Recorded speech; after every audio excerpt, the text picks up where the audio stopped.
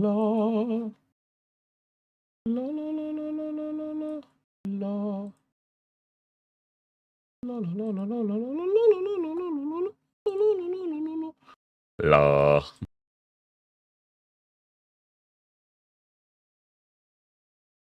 That's better. That's better, baby. I just had to restart a PC, man. Dan the Wolves fan. Thanks for the 29 months, my man. I'm on stream. Line up, footy chat. Don't miss out.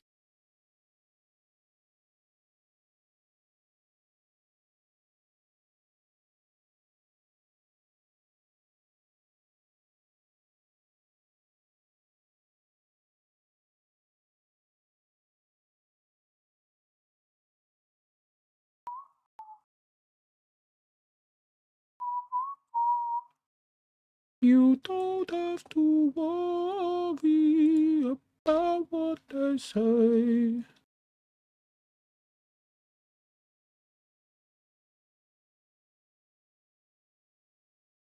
So, goddamn, man, chat DPP.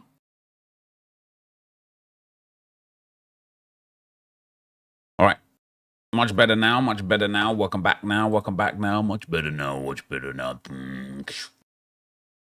Yeah, I did an update today. You know, anytime you do an update on anything, you're like, why didn't I just leave it? It was fine. Why are you forcing me to update this thing? And now you've broken this thing. When it would have been better if we just did nothing.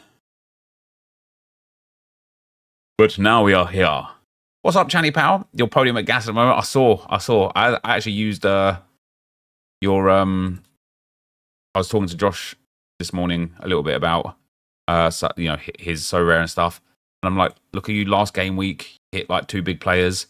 This game week you got every possibility of being first, and guess what? It's all classic. It's all classic. I'm excited to speak to PSU fans and Laird today. But I think Classic is in an incredibly healthy spot. Again, I'm not going to go over it all again, but I appreciate fully that there is going to continually be a pile of players hitting Classic like player bank at every year. You know, all the in-season cards from this year are going to become Classic next year, and that's going to add to whatever problem they have long term. But in the now, I don't think there's a problem. New season cards are the expensive ones. Surely winning them can't be a bad way of playing the game. Yeah, and that's exactly it, isn't it? I genuinely believe, right? Go to player rankings for champ. I genuinely believe you can put together a very reasonable Classic team for, say, 150 to 200 pounds at limited level. That will net you boxes, definitely, cards potentially. So what are we looking at? Let's get the floor price on. So who have we got here? Majecki. Wait, where's he gone to? Is he in like Spain or something now? Polish league. Ankle sprain. That's why so cheap. Don't care about him. Roman's not guaranteed to start. Larseneur is playing for a team that's going to get smashed every single game week. Joan Garcia's not good. Mike Maignan probably a bit on the expensive side, but not bad. Jan Oblak's not bad. Been enjoying the Sorare content. Thanks, man. He's got an illness/virus, but so I understand he's like going to be fine. I think Oblak's a good option in goal for the price. I know we had a few Saudi rumours, but that's out the window now. In my opinion, the only thing missing is a burning mechanic to put Classic cards in for Essence. I don't know how people continually recommend a burning mechanic to get something back that would be a general cost from so rare, right? Let's play that. Let's play that experiment out. Let's say you buy a card for £10 and then you burn it for 20 essence and you win a card or you craft a card that's worth £10. So rare have only got £10 from you, but you've got £20 worth of cards. Didn't Muso start out? Yeah, because Oblak had a virus. He's been sick. So I would go with him. Then we've got, I mean, Jesus Christ, Romero at £30 is a crazy price. Hummels, where's he just transferred to? Roma. How old is he now? 35. Nah, I wouldn't be putting it into him. You want quality at the end of the day. I do think Romero at £29 is a good option. In midfield.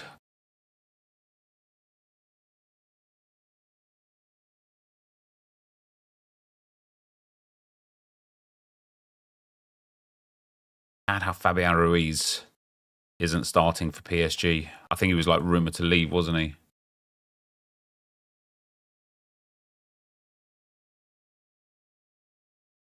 Who am I liking? Amiri's not bad, actually. Wait, Channy, you have an Amiri, don't you?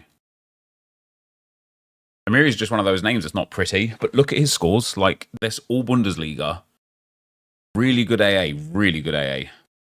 Yeah, I would go with an Amiri.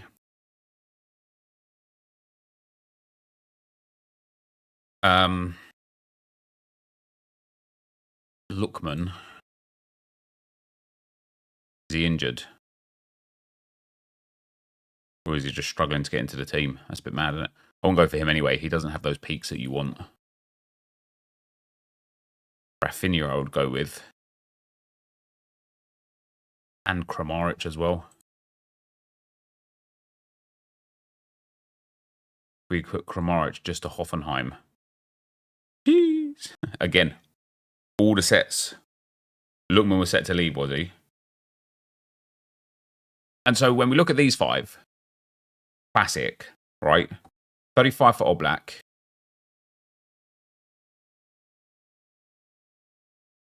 30 for Romero, so that's 65. About £80 with Amiri.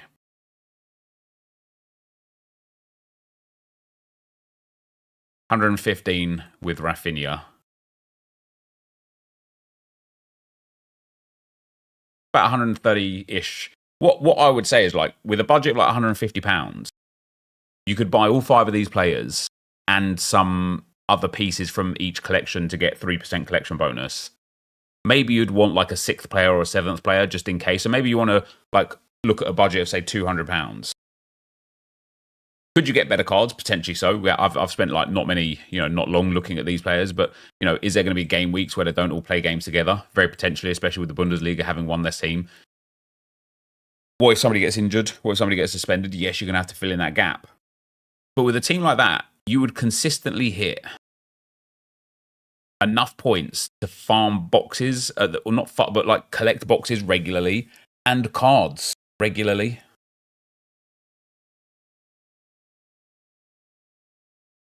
You just would you would get Muso for sure. Probably not until Oblak's back in the team, but you'd get Muso for sure, so that if Oblak goes or is out, you've got the backup goalkeeper immediately. I think Rafi's about to have an insane season for Barcelona. Kramaric is a proven Bundesliga player. So is Amiri. It's just a good set of players. Especially when you look at like players like quite literally like Kramaric. £16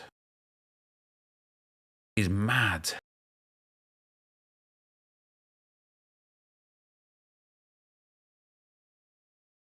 Mad.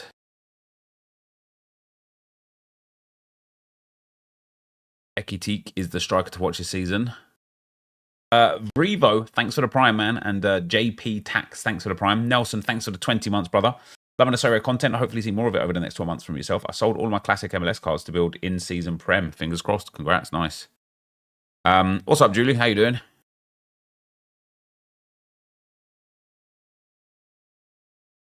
But yeah, and listen, don't get me wrong. Like £200 is an expensive. Like people can't just like put their hand down the back of their sofa and pull out £200, right, to build a strong five, a backup, and a bit of XP.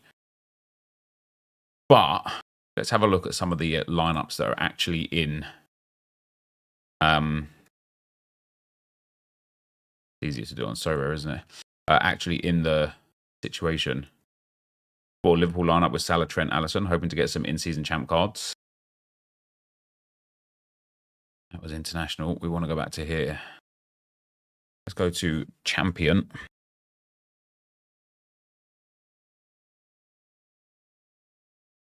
There's no way to just like look at leaderboards, like general leaderboards.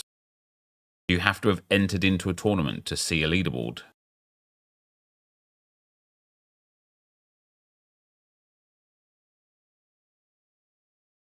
And if you do, how dumb is that?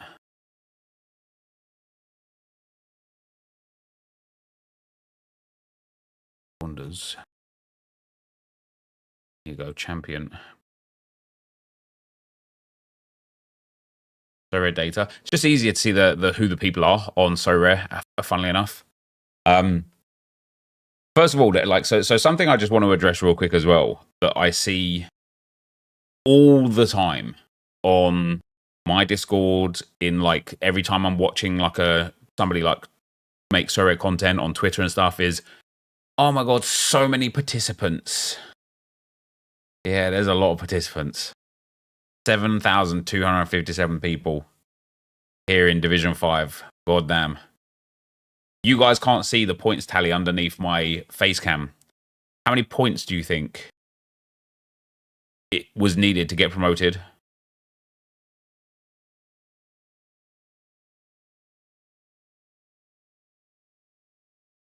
$359. Somebody's going to go and check and be one of those weird Donnies and put it on exactly, aren't they? Because you're strange human beings, you lots, and you're... Easiest way is to search for a big gallery and then check their stuff. Fair enough. 320. 380. 425. Div 5 is super low always, maybe 300. I'll tell you what it was. 266 points. The number of lineups that enter a tournament are not important. In fact, benefit you when there's a percentage-based payout of boxes. If there's 50% pays boxes, you want people to be dumping in their crap lineups. You want it. 266 points is all you needed to get a box. Now, is it a quality box? No. It's a 1-star box where, you know, if you get 3 or 5 essence, you'd be laughing, right? If you get 10 essence, happy days. But let's say you put that team together that I showcased just above there. Oblak, Romero, Amiri, Rafinha, Kramaric. What did they get in game week together? 505. So 68. So he didn't have a game. And that's like the downside. Let's ignore Oblak. Let's go Romero in 504, 100. Amiri in 504, 84. Rafinha in 504, 77. Kramaric in 504, 100. You wouldn't have had Oblak anyway because you'd have had a different goalkeeper, but you literally would have had like nearly 400 points with percentages, captain bonus, and everything like that before your goalkeeper starts. So at that point, you're looking at like literally like up here. That guy even had Rafinha. And all of a sudden, you're getting the top box, still a 1-star box, mind you, and a tier 1. And it's like, so should I rather enter into Division 5 than Division 2? Or what does that mean?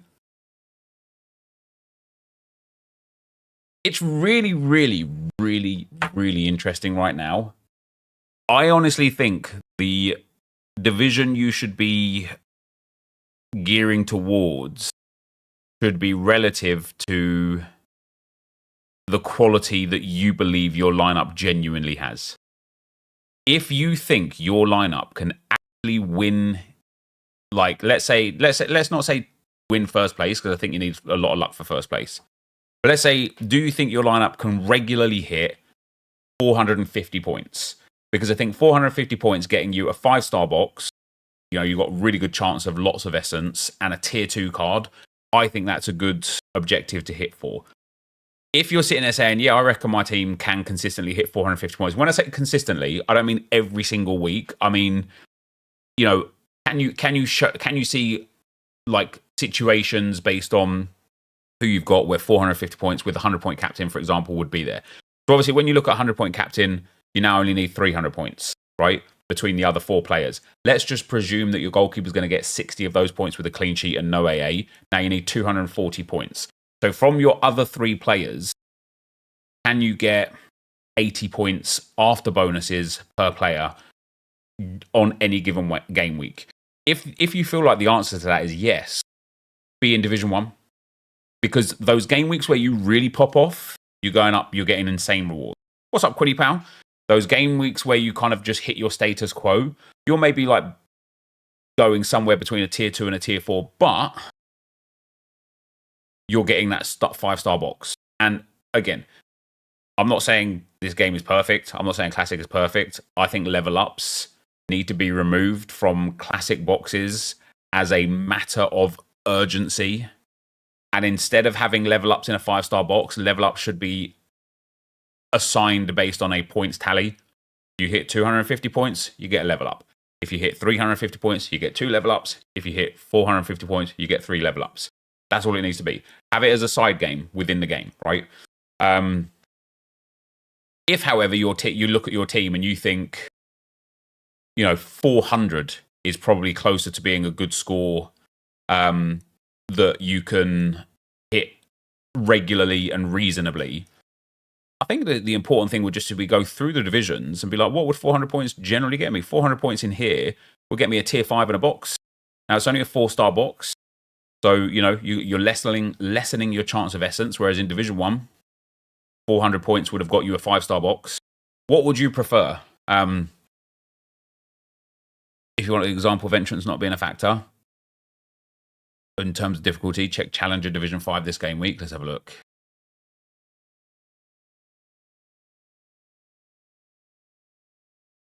Yeah, Joao Paulo, DMP. My man still finished 4th.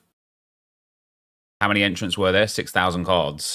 What's that, like 10,000, 11,000 entrants, something like that? 12,000 entrants? And my guy finished 4th with Joao Paulo not even playing. Oh, sorry, 1,200, I beg your pardon. Yeah, not 1,000. I'm doing that quick math. The absolute frustrating thing there, though, is if he just had anybody else in there, he's walking away with a tier 2 at least, but maybe a tier 1. But here, and listen, whilst I don't think stacking is smart for Classic anymore, these are the ones where it is. These are the ones where it works, right? And again, if we take the general price of these players, you're looking at £4, £5, £10, £13, and then he did have Joao Paulo in there, so we'll account for him as well. £14. This lineup cost him £14. That's it. Now, okay, maybe he's got some collection bonus on here, so maybe it's £20, £25 to get like a 3% on every single player here. Does he even have a good percentage? He does. He's got 11%, 13.5%, 13%, 13.5%, and 13.5%. So he's got most likely 5% collection bonus and then around 8% XP bonus, which is a good place to be at. But if you look at how far away he was from finishing in a tier 4, he's got loads of leeway there. Yeah, it does help that Columbus Crew got their goalkeeper sent off and didn't have backup. Man, imagine having your chance. Like, Schulte's obviously decent, right? Imagine this guy getting an opportunity and getting sent off. What an idiot. What an idiot. I doubt that'd be easy challenge next week, but that he'll definitely still target divisions in the niche game weeks. Yeah, it is. I just think in general, like, but there's, and I think this is something that's so rare, again, need to kind of like work on, need to kind of navigate long term, is that people should never be in a position, ever, in my opinion, where they don't want to get promoted. This week, without it being a full challenger setup, I mean high 400s, we're winning divisions. What do we have in the other divisions? 483. I mean, that's still a lot of points, isn't it? 474. 493. And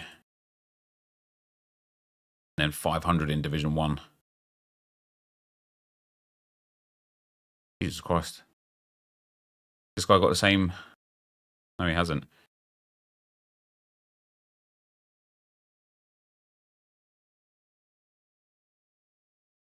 Oh, he has. He's got Roldan, Rusnak, Morris and Morris together in a different defensive pairing. What's he got? Last man tackle on a clean sheet. What GG.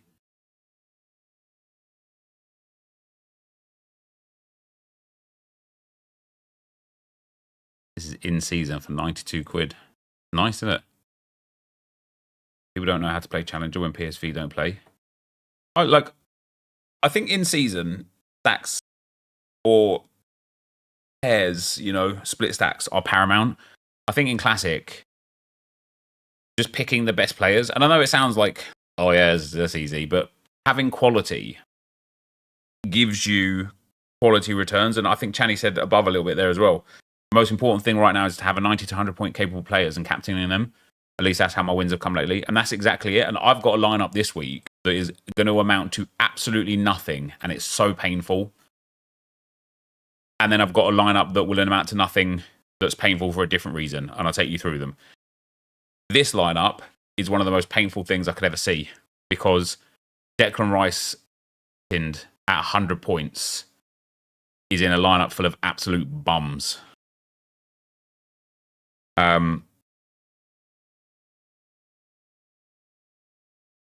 I'm only 2 points away from a box, so that's frustrating as well. I don't have any more Netherlands playing today. Maybe Nathan Ake can play me into the box region, maybe. But it's very painful having a 100 captain in a lineup that gets nothing. And then the other one is having the wrong captain, which is the one that I've got Saka as a striker in as my captain. Where is he? Not that one. Maybe I'm thinking of a different lineup. Not that one. I even beat my top lineup, actually. Yeah, this one. I had the Ruben Dias as captain. And it was dumb for two reasons. Number one, he didn't score very well, which I couldn't have known before. But number two, Ansko at home to Azerbaijan and Erdegaard with a double game week. Either one of those two players was the blindly obvious captain's choice. And I captained Ruben Dias. Oh, it's Netherlands tomorrow, is it? Oh, so that's it. I'm just out on that one. Why would I captain Diaz? I don't know. It's just one of those ones where I would have put it in, quickly pressed captain, not really thought about it, exported it, and then paid no more attention to it. If I had the opportunity again, I would have captained Erdegaard. He had a double game week, and one of the games is against Kazakhstan, right? And it's like, how many more points would that have netted me so far? Would have netted me about another 15, 16 points, something like that. All of a sudden, I'm up into a much better card reward tier. And the box. And Erdegaard still has another game to go, right? Like on the flip side, mind you, I actually think Ruben Dias did get quite a lot of points. A lot more than what it suggests there. Because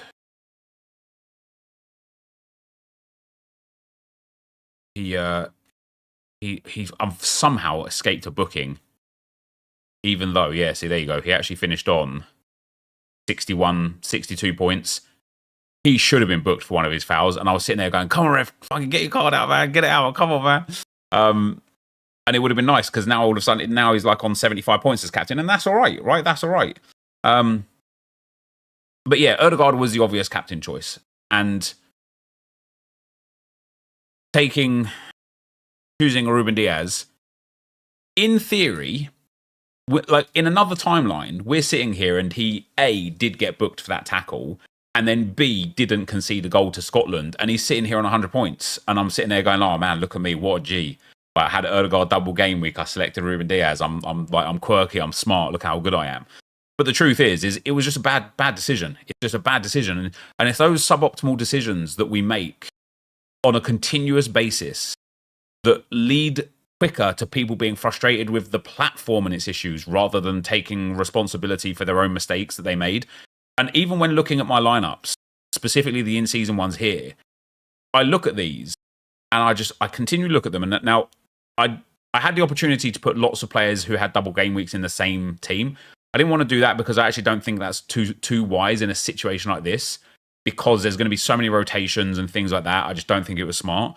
But I look at these lineups and I think, why on earth did I pair certain players with certain other players?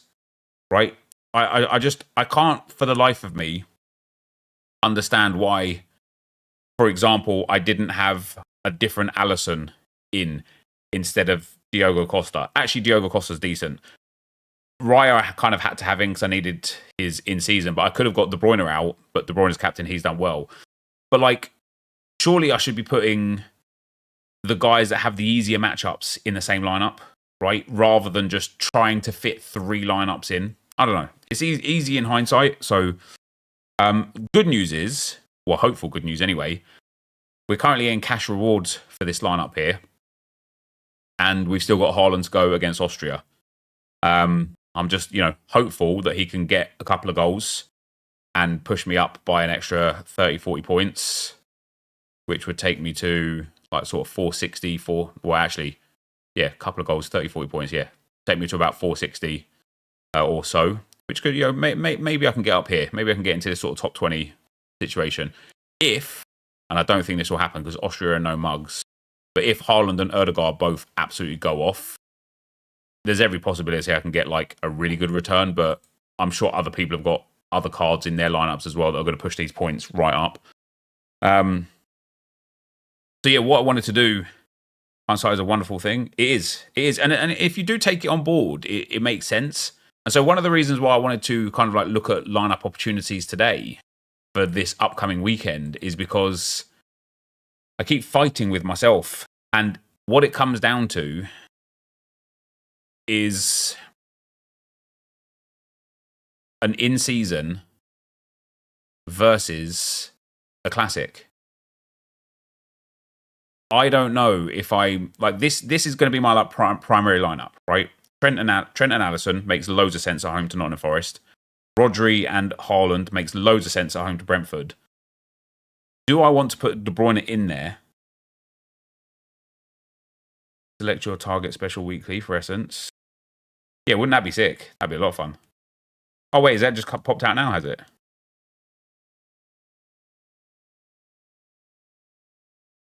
Do I go for De Bruyne here, or do I go for who I think might actually be the best option, especially after his performance for Portugal?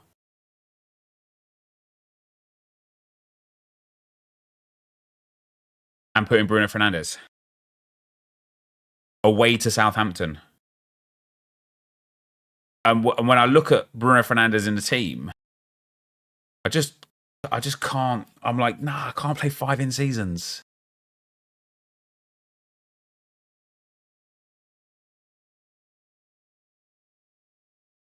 As your favourite keeper? Only when you save.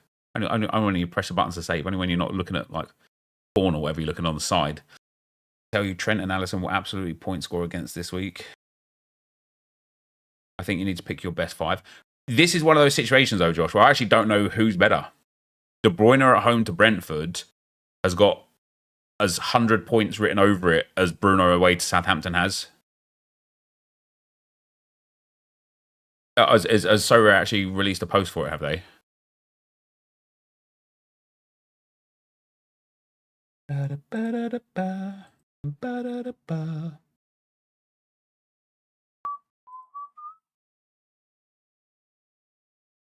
Special events calendar, October. Next month is set to be packed with more special events than ever. We're excited to bring you at least 2 special events per game week throughout October alongside our core competitions.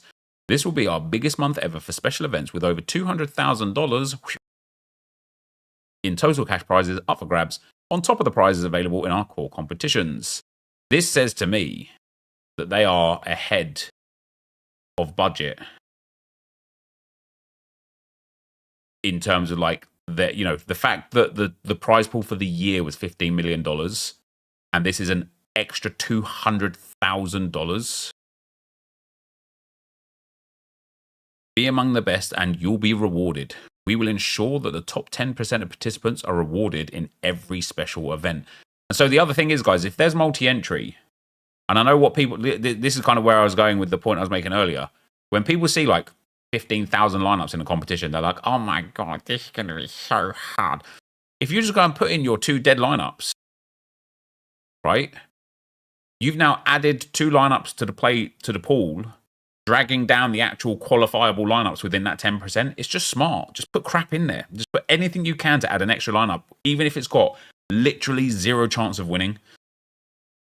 Get ready to enjoy some of your favorite competition formats and rules, including basic anti-stacks, 1 player max from the same team, no collection bonus. Wow. That's interesting. All-Star, 3 entries every midweek.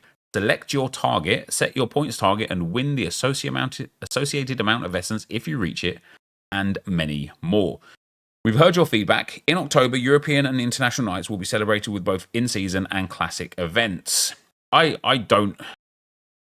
I think that was quite a minority that had an extremely loud voice that had an issue with that.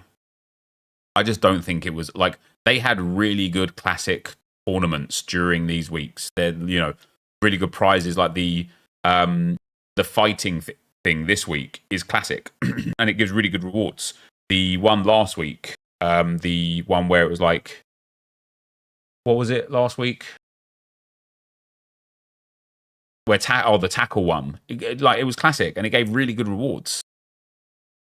So the October calendar is going to enhance for me. October 1 through October 4, we got European Champions rules playing the European Cup in season $30,000 classic pro cards. We got European and Conference League in season $35,000 and pro cards. Classic pro cards. Wait, that's interesting. They've given the European League and the Conference League, I suppose because it's like more teams. I don't know. It's a bit weird that the prize pool for that one is a bit bigger, but never mind.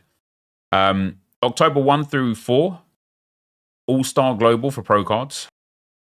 Then we've got Legends, min 1, max 3 for pro cards. Finally, my Legends will have some value again for a little while. That guy that bought that Cruyff for £700 knew what he was doing, doesn't he?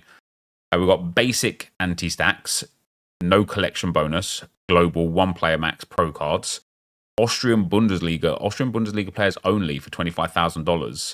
I guess that's going to be in season. Nice. I'm going to need to buy another one, but I'm going to be able to play that. I'm going to have to focus my attentions within the next 4 weeks to getting a couple of the high level quality Austrian Bundesliga cards. More money and cards versus just money. Yeah, more money and cards versus just money for in-season. But I wonder if it's like based on the sheer volume of teams playing, because there's obviously way less teams playing. It's like two tournaments in one, isn't it? So imagine if they did like 2 individual tournaments, one for the Europa League, one for the Conference League, that was like $17,500 each. You wouldn't be saying anything. But because they've paired them together, it looks like it's better than the Champions one, but I don't actually think it is, because it's just going to be a lot harder to win anything in it, isn't it? 1-0 cards in European Champions. I don't know. I didn't make it. I like how early they give this info. It gives you actual time to prepare instead of buying into hyped up prices. Yeah, and that's exactly it, isn't it? Like, so for me with the Austrian Bundesliga stuff, when we go to my gallery now obviously, Kjærsgaard is injured, which is a pain in the arse. But I've got Blashrich and backup goalkeeper just in case. I've got Baidu. I've got Glock. I've got another backup goalkeeper just in case. And I will probably have the ability to utilize 1 non-season Austrian Bundesliga player, which I don't have because I've got absolutely nothing from Austrian Bundesliga. But now I can go and focus on buying an elite Austrian Bundesliga forward and another quality Austrian Bundesliga player that's like reasonable, right? Like, so it's good. It gives that time for planning for sure. Here we've got All-Star Global, international nights for international competitions, 20,000 in season. Here's what's interesting about the Austrian Bundesliga thing, though. It doesn't say in season. It doesn't say classic either. But All-Star implies classic because it's All-Star. Austrian Bundesliga implies in season because it's cash. International nights in season 20,000 classic pro cards, All-Star again pro cards, international nights again 20,000 and pro cards. See, these as well are like two really good tournaments to isolate, aren't they? You know, you've got 2 more game weeks of international nights. If you can go and look at what fixtures are there and either plan your gallery accordingly now or kind of like start aligning some preparation, these could be some game weeks where you could like really prioritize again. It says the requirements at the bottom of the page. Gotcha. Then we've got All-Star again. Here we go. The select your target. Global capped 250.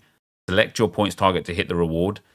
See, they'll probably just have like what they've done like historically, right? You'll have a cap 250. Give me 1 sec.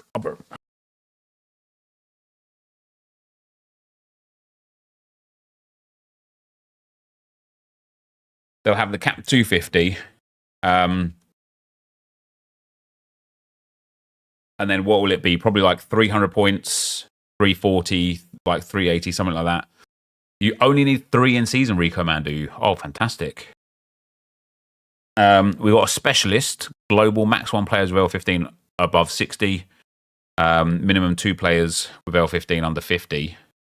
That's interesting they've changed the L15 to under 50 rather than under 40 or under 45. I like that, though. I think 50 is a far more reasonable like barrier for that. I think Essence allows them to go way more in depth, though. Like, they could literally have 1 Essence for every 10 above the 250. Yeah, they could, yeah. NHL Croatia, the Croatia players only. Now, again, I know Baturina is staying there. If that also is... if that also is 3 in season only, Bernauer I can't really trust, but Baturina I absolutely can. So another fun focus for my gallery now would be getting an in-season Croatian League setup so that I can attack that tournament as well. European champions again, 20,000 and pro cards. Then the same for the conference and whatnot. Another all-star, another underdog. All players L15 under 45. Basic anti-stacks, no collection bonus again. And then all-star again. Note that the 35,000 total prize special European and conference is the second part of our 100,000 total cash prize European nights event. Event-specific requirements, card requirements. For Austrian Bundesliga and NHL Croatia events, limited 3, rare 3, super rare 2, unique 2. 24-25 European specials and international nights, at least 4 international or 4 in-season cards in all scarcities. For all other special events, there are no requirements regarding the use of in-season or classic cards. You can freely choose any combination of cards for these events without restricted relations to the season status of the card. What is it? Bundes and Croatia needs 3.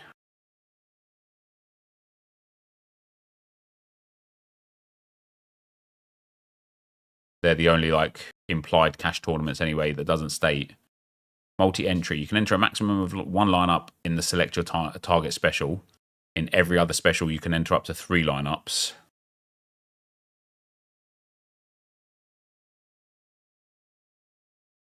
I mean, listen. It's good. Interesting to see the difference between the UCL first week and second. Yeah, it's only 20,000 in the second. And I think, yeah, I don't know what I think. I don't know why they'd have it like that. That's really good though, isn't it? That's really good. I mean, listen, it's an extra $200,000. The first one was part of the 100K special. That's what they said about the European and Conference, not the European champions.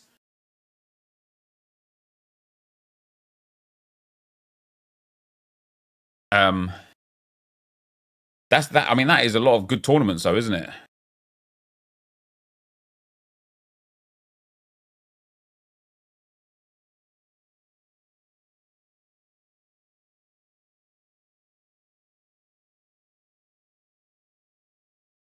You know, the literal one thing that I hate the most about So Rare is you just have to wait so long for things, don't you? Agree with you on the fact that they probably done better than expected for sales so far.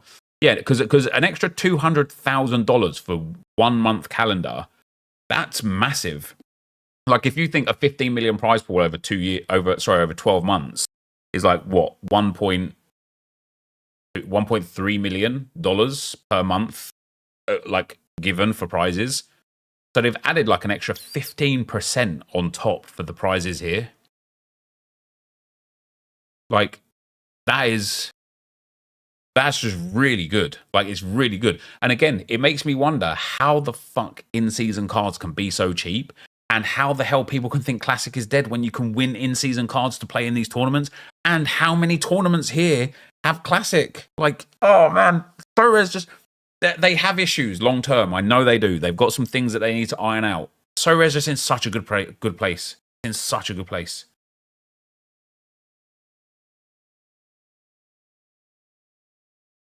For Champions League, international nights, and other similar tournaments, they should just have predefined tournaments instead of making them specials. I don't agree with that. Because as I say, in a situation like this, it seems like we've got a whole bunch of extra specials because they've got more money to allocate prizes.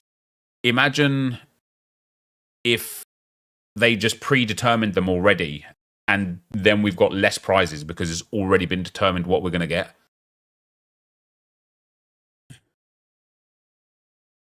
Do you know what you get when you get your reward for lineup projections for Sorry Data? I don't, mate, I'm afraid. I don't do Sorry Data projections.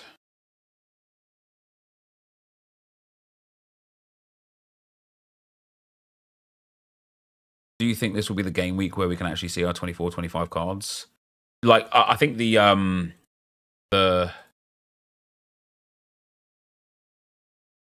on the back of the cards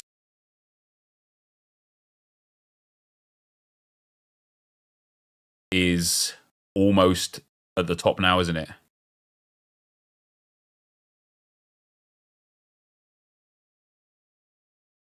Yeah, it's gone up another notch. It's nearly there.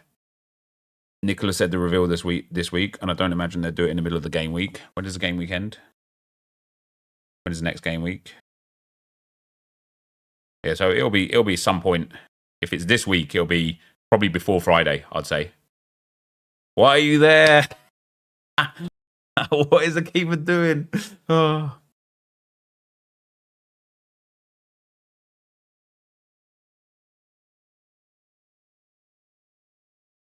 And after watching the other day and you talking about classic lineups, I was thinking about building a rare classic setup. Do you think I can get a decent Prem or Champ lineup for 250?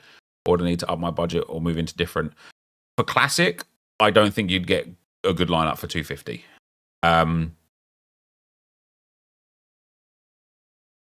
They're going to clean up the... Yeah, Jersey Mint and First Mint thing is going to be crazy. Apparently it's 2 days per tick on the card. 2 days per tick. So that would then... It was already this bar yesterday. That again would also imply Thursday.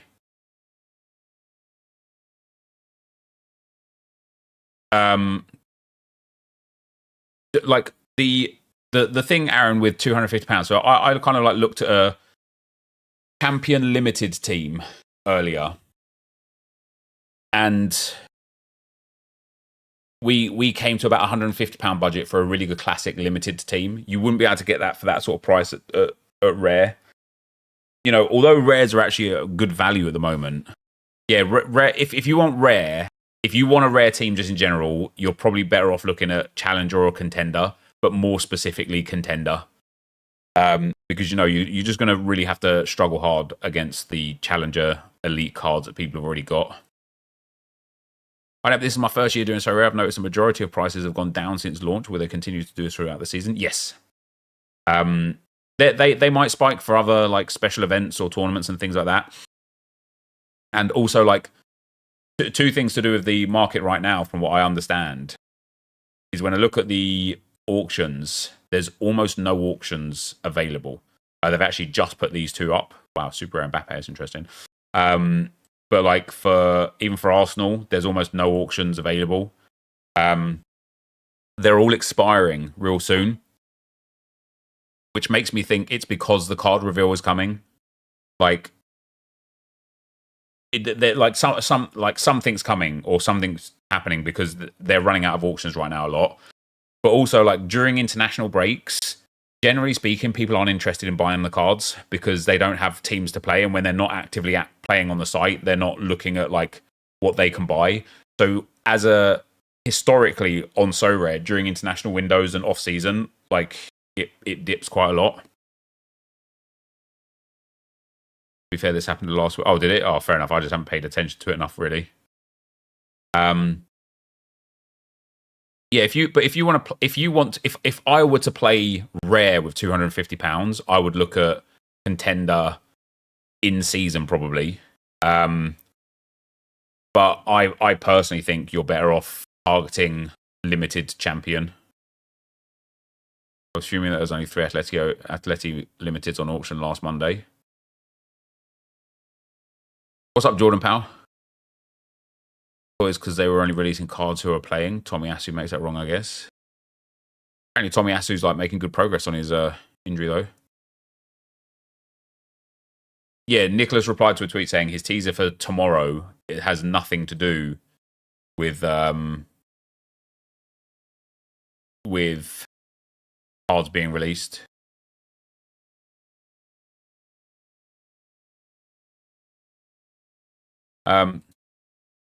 Damn, they like. I really, really, really wish there was a gallery planner. I know, So Rare Data do an incredible job. Like, I couldn't play So Rare without So Rare Data, but I really need a way to move tiles of players, just to like literally a tile board. Let me select the competitions that I want to play in, and then go and populate all of the players that I want, and then kind of like tile board and like almost kind of like storyboard out, like, what have I got? What am I missing? What do I need to target? What's the priority? You know, I don't need to rush in terms of getting like the Austrian players, but I need 2 more. And so it's like, I want to be able to have like a visual representation of that. Are you sure Rodri is the cap choice here? Yes.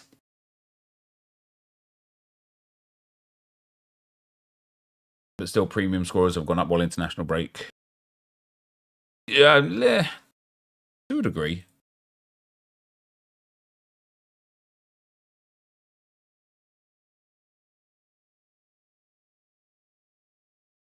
Use watch list for it at the minute without being an amazing feature. So you use watch list for it. That's fair enough. I mean, Mbappe auction 11.59.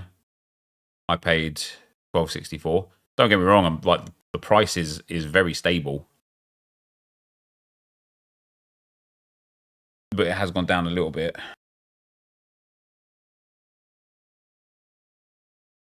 Rodrigo's gone up a little bit rather than down, I suppose. Yeah, he has. But I think that's because he's coming back from injury. Mate, some of these prices on some of these cards early season is crazy.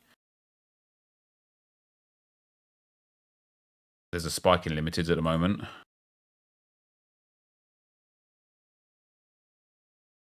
Like premium players, it's odd.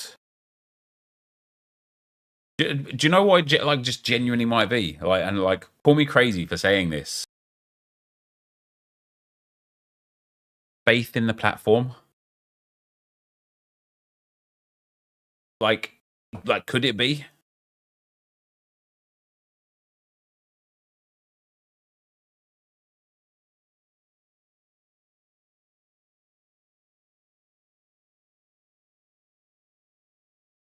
Yeah, Donnarumma's price is like on an uptick as well, but it's still like generally where it's been. Or Black, I could have picked up like 5 times for 60 quid in the last 3 or 4 days, and there's a 66 bid on at the moment.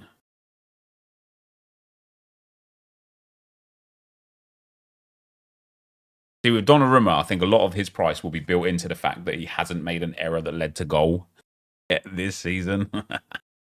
Also, since Pacho has gone to PSG, they're good defensively at the moment. Like, they're actually looking strong. I know they've only played a few games, but they conceded 1 to Le Havre, which is a pain, but 6-0 against Montpellier and only conceded 1 goal to Lille. Like, would I do a So Rare Road to Glory? Would I do a So Rare Road to Glory? Would I do a So Rare Road to Glory? Well, I do play rivals. The thing is, it's just a lot of... It's a lot of effort.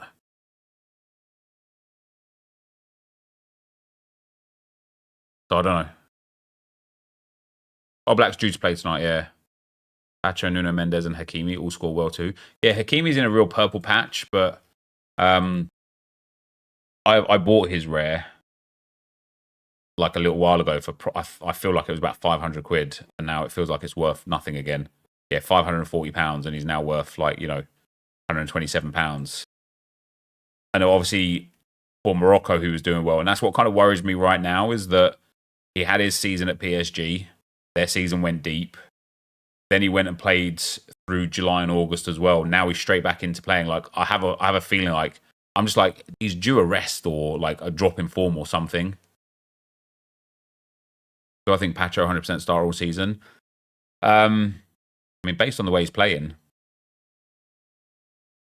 wasn't Beraldo playing centre back for them? PSG for me right now are a team where I'm like, I would like to get lots of PSG players. I think Barcola and Dembele are going to have ridiculous seasons. He will rotate with Beraldo, but should be ahead at the moment. I think João Neves is going to have a ridiculous season. I think Vitinha, who's on pens and some sets, is going to have a ridiculous season. I don't know who they're going to play at striker. The fact that Kolo Muani is not starting and Asensio is a bit mad. Although, was it last year or the year before? What year? It might have even been the year before where Asensio was Real's number 9 for a good portion of time. I can't remember when it was or why he was the number 9 for a while, but there was a good month or two where he was like absolutely slapping goals up from up front. If you check Hakimi's advanced statistics on FB Ref, he is like top 2% of players in fullback. Is he actually? Yeah.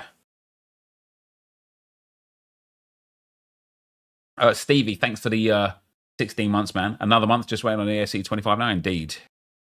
He was never number 9 for Madrid, bro. Not permanently, no. But I'm telling you, there was a portion of his career where he had played several games in a row up front for Real Madrid centrally. Like 1,000,000,000%. And he was scoring like crazy. Ramos should be back by late October. Think about... Oh, didn't he do his ankle, though? Gonzalo Ramos. I don't remember that. Can't lie, man, Nep. Yeah, but doesn't matter if you remember it or not, does it? It matters if it happened or not. I wouldn't like... There's no reason to just make something like that up, right? Like, Kolo Muani was a panic buy. Stayed at Frankfurt. He would be the demon he was then.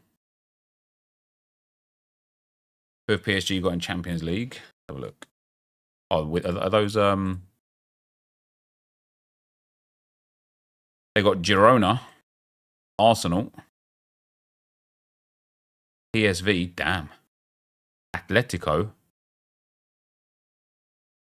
Bayern, Jesus Christ, Salzburg, and City. What the fuck? That's insane.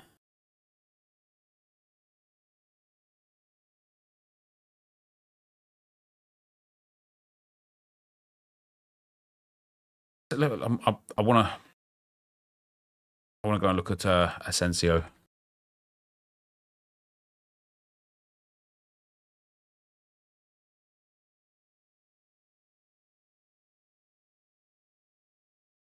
There's no way to like look at his like Real Madrid numbers.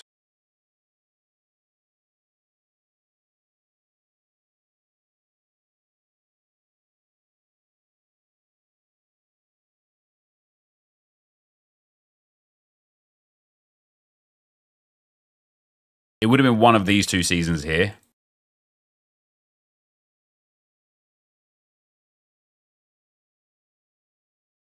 I couldn't tell you which, but yeah. You can do it on So Rare Data. I just don't know if it will go back far enough. Because if it's like one of the older seasons, it just won't be there. Select on-field position. Well, they've got 4 games registered with him there. Oh, hold on, centre striker, centre right striker. There you go. Although probably a lot of those games, right striker, or him actually just being the right winger, aren't they?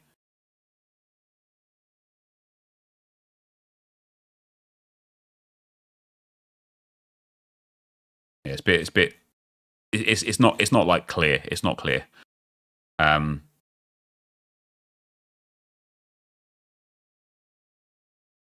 He played on wing 99% of the time, man. Yes, Nelly. Are you not listening? Are you like purposely not listening? I said there was a time, like the point of conversation came because Asensio is currently playing for striker at PSG. I said there was a time where at Real Madrid, not for a long time, like 6 to 8 games or something like that, he was playing as Real Madrid's number 9. I can't remember why. I can't remember how long for exactly, but there was a period of time, very short period of time, where he was playing Real Madrid striker and he was bagging goals. That's all I said. That fits in with he played right winger the most of the time. That fits in with he spent 99% of the time on the right wing. I'm not saying he had like 3 seasons at striker. It was a few games. No beef, bro. Just telling you, brother. Okay. You're obviously like trying to elicit a reaction, so we'll just move on from there. Point is, PSG look like a really, really good team to have some of the better players from this season, because I think that they're going to smash. Although their Champions League games are incredibly difficult. But the French league is a piece of piss, isn't it? I think you're on about the season where he plays as a false 9. That was 2022. That seems reasonable. What's up, Roja? How you doing, man? Yeah, looking at this team, I think Vitinha and Barcola especially are 2 cards that I would really like in my gallery. It's quite funny though, because like I have begun to get some real piece of quality in my gallery in season, and yet there's so many players who are so good that I don't have.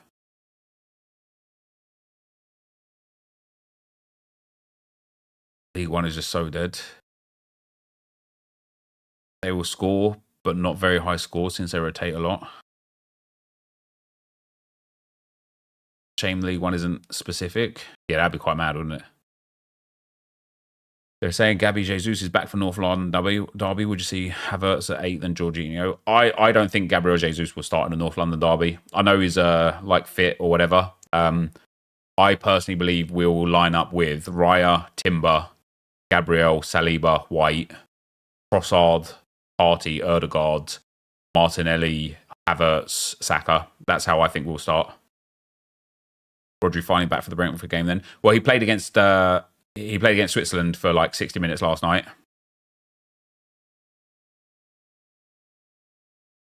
Sad that Calafiori got injured. Yeah, it was a tough one as well, wasn't it? It was a tough one, man. Dembele's like foot just whopped over and smashed him on the back of the calf.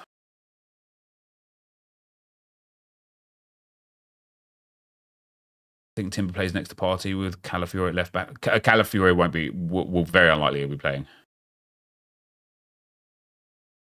You can ask questions, Baggins, pal, about FC 24 or 25 if you want.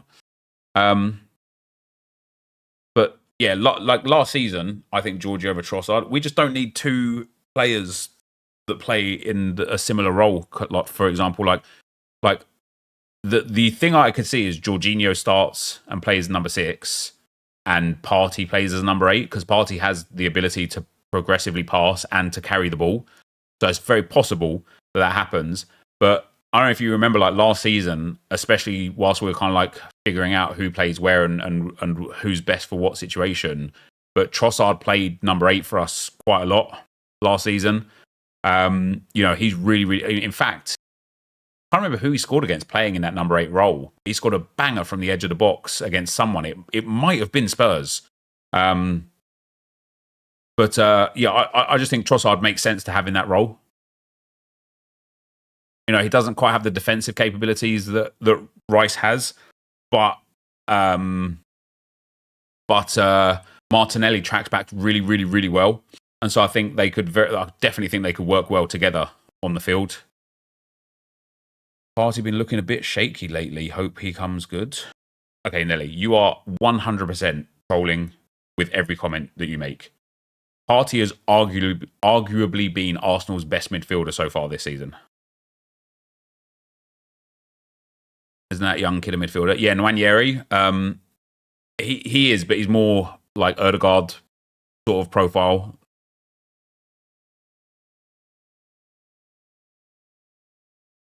It was Barca in pre-season. Is that where the goal was from? I remember the goal. I just couldn't remember who it was against.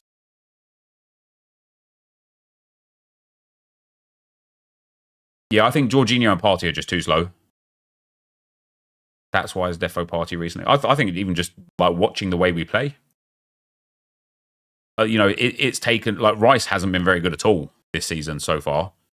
He spoke after the England game about having like a bit of fitness problems and stuff that he's getting over now and feeling his best again, which might just be a bit of an excuse to get fans back on side or whatever, or it might be the truth. But yeah, Rice hasn't been great.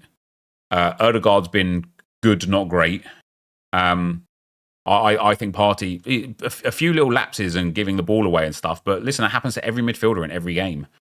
I genuinely think Partey's been fantastic for us. No, mate, Rodgers against Villa literally ran through our midfield last game. That's what I worried about. So wait, Rodgers had a few good runs through the Arsenal midfield in the Villa game. And from that, Partey looked shaky, but not Rice or Odegaard. How? Saw a clip of Zinchenko saying Partey is the best holding midfield he's ever played with, even better than Rodri. Which is like, it's nice to hear and stuff, but he's not going to say that Rodri's better, is he?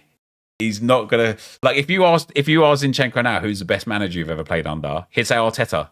He'd say, yeah, Pep's like so good and Pep's probably the best manager in the world, but I've got a connection with Arteta. That, like, he's never going to say, like, Rodri's better than Partey, is he?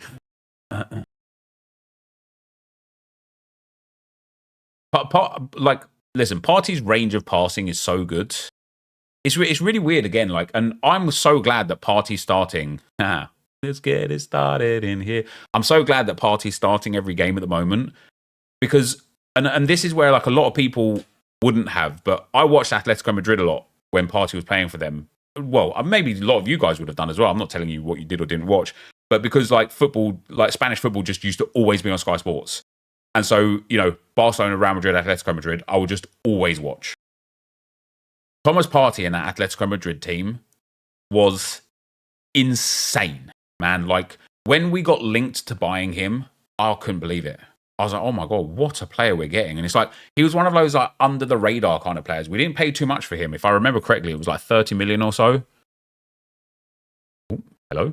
How the hell have I just put that into... What is happening? I don't know how the bloody hell I've just put this into kill your eyes mode, but doesn't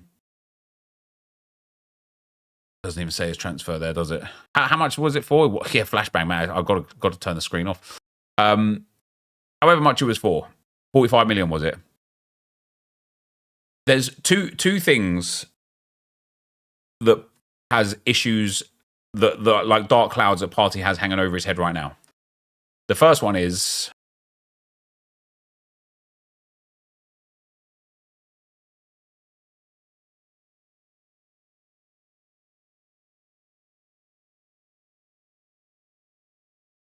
these big lines of black dots, right? He is just injured way too much. How old is he now? 28, 29, 31. Get him gone. Yeah, he's just injured way too much. And definitely at 31 years old, that is not going to be a situation that corrects itself. That is going to be a situation that continually happens and gets worse and worse and worse until he eventually just retires, right? His next injury will be another 3 months. Then his next injury after that will be another 4 months. Then his next injury will be 6 months. And then it'll be like, yep, like he's just got to go, right? So definitely like injury problems for Partey are a big problem. The other thing is obviously because of his like outside of football issues that he's had that I believe are nothing now, whether it was true or false, right or wrong, whatever you believe or don't believe, that it just leaves a mark, right? It just leaves a mark. And so I think I think for a lot of Arsenal fans, they would just be happy if Partey left, just to not have that kind of like asterisks over the team, for sure. With that being said, and again, like for me, you see it in the way that he like plays the game, man. Like he is so good. I wonder if we can see. Let me go on to Sofa Score. I wonder if we can see his actual passing. What did it say? Got removed from? I don't even see that there. Against Wolves, for example, does it show his progressive passing at all? No, it doesn't.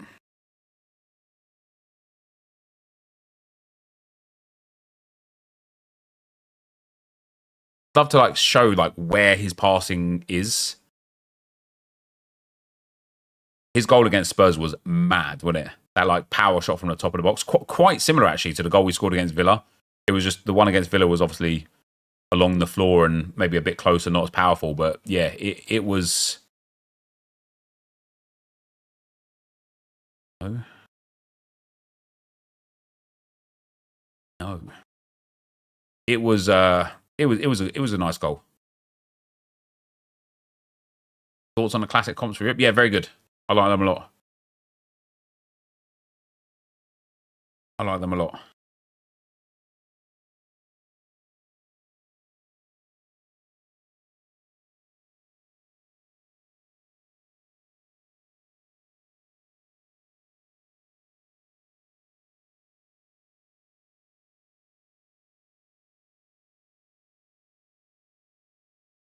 Do I think top tier classics will rise a bit?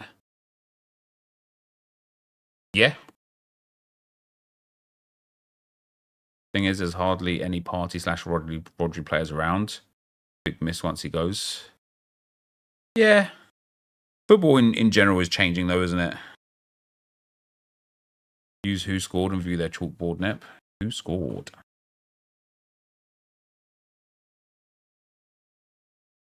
Never even heard of their chalkboard.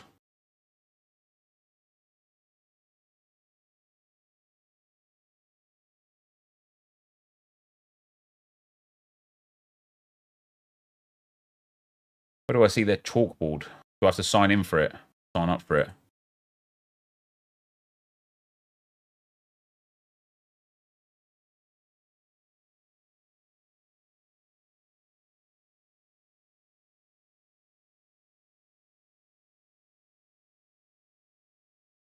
Yeah, I don't know. Not that big of a deal. Bottom line is his range of passing is very, very, very good. Very good. Mikel Merino is there. No, Mikel Merino is not a defensive midfielder. Nep, I've posted the screenshots to your Twitter X. I couldn't send them via DM. Wait, what's that for? Baggins.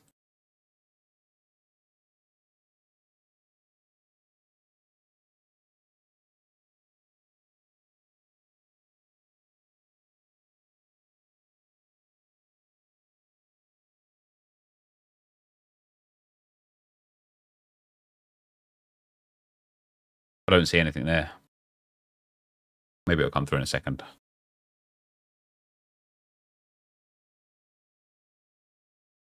It's not pretty. Like, if you could just give me like some context as to what you're even talking about, I would really appreciate.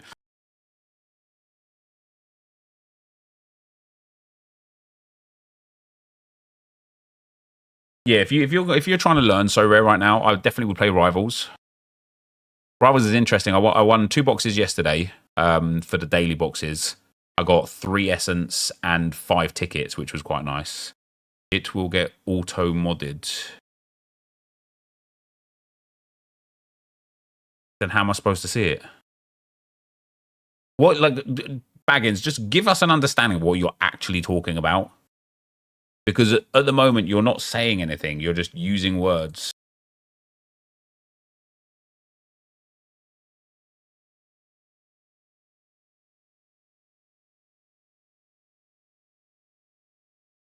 You said, I have lots of screenshots and I've contacted EA about this, but they shrugged this off. Can I send you 1 or 2 screenshots? Sure, send them to me on Twitter. No problem. Then you say, Nep, I've posted the screenshots to your Twitter. I couldn't send them via DM, unfortunately. It's not pretty. It will get auto-modded. I still don't know what you're talking about. I want to, but go to squad names. Squad names where? You've DM'd them to me, Julie?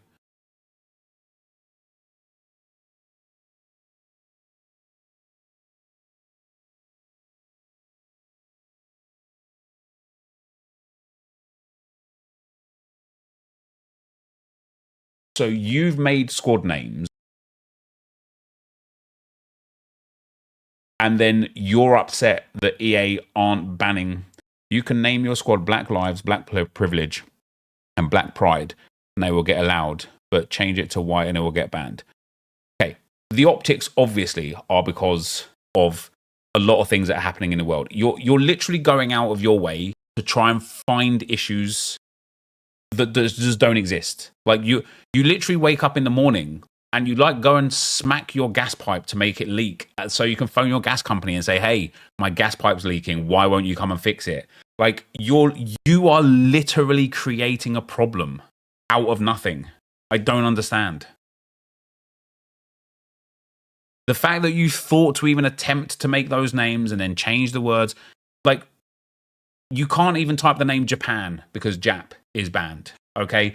EA aren't out to get subsets of people or anything. They just blanket ban particular words and phrases that they know will cause problems, and rightfully so, because morons like you just create even bigger problems over things that aren't even problems, and it's ludicrous.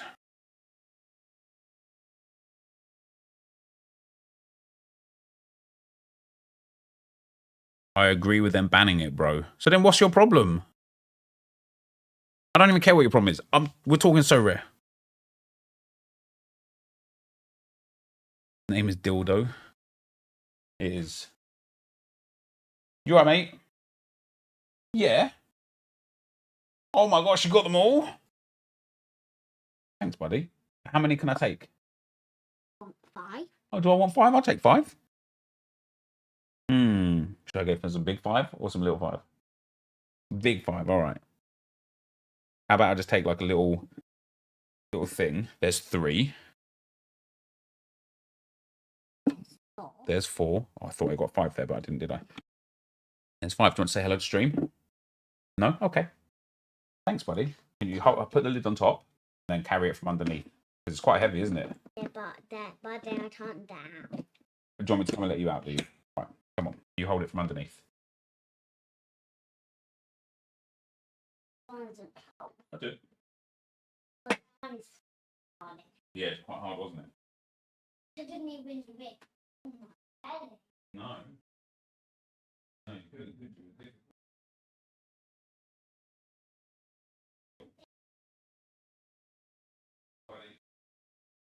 Yeah. Where did she go?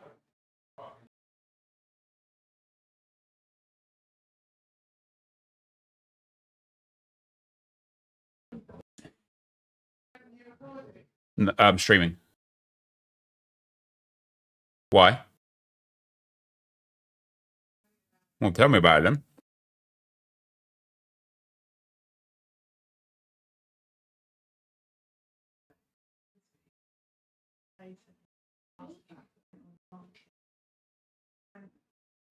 Facebook, notifications through.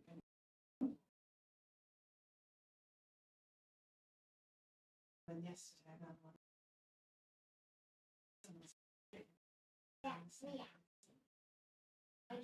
Or throwing stuff, drinks and food and stuff in it.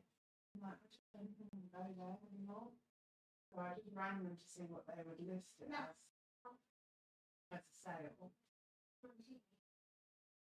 And they said that they would probably 255 to 265 for it, listing it at 260.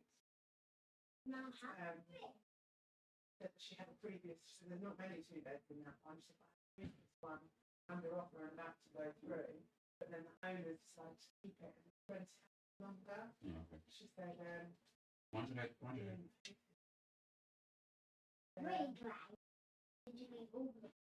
fee is 3,000. Anything over 240 is profit. And it's pure profit.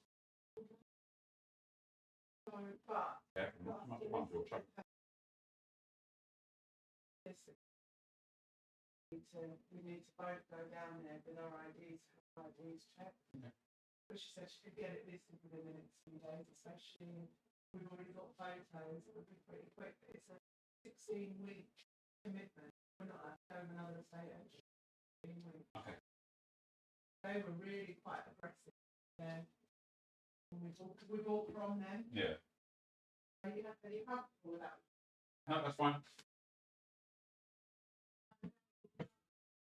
No, we're never.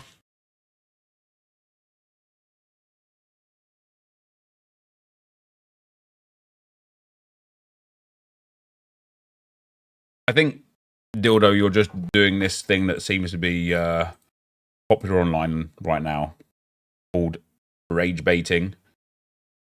You go in and you purposely just say dumb shit or provoke dumb shit just to get reactions from people, and it's just weird. So goodbye. Yeah, Rivals is good for boxers. I got 5 tickets and 3 essence from my boxes yesterday. What I would like to do, but I just don't have the patience for, is to spend like a good, like imagine you got good at So Rare, right? On free to play side of things, and imagine you just spent like 2 or 3 weeks saving your boxes from your daily missions and your win streaks and your rewards at the end of every week. You could end up like picking up like 30 or 40 boxes to rip open at once. You could easily get enough like essence or whatever out of that to craft a couple of cards. Yeah, that's what Josh Alday did. That's right. He had like I showed it to Josh the other day. I think he had like 21 boxes or something, didn't he? Which is mad. And I got 1 box, and I was like, right, I'm gonna start saving some boxes. Yeah, I didn't. I opened it straight away.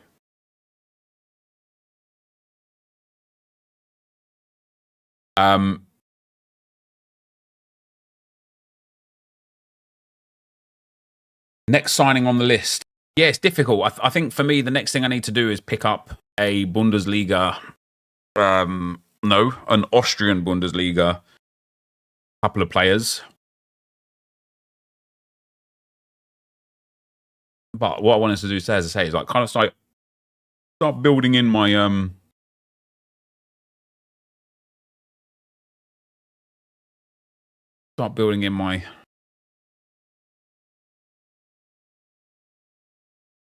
lineups the upcoming game week.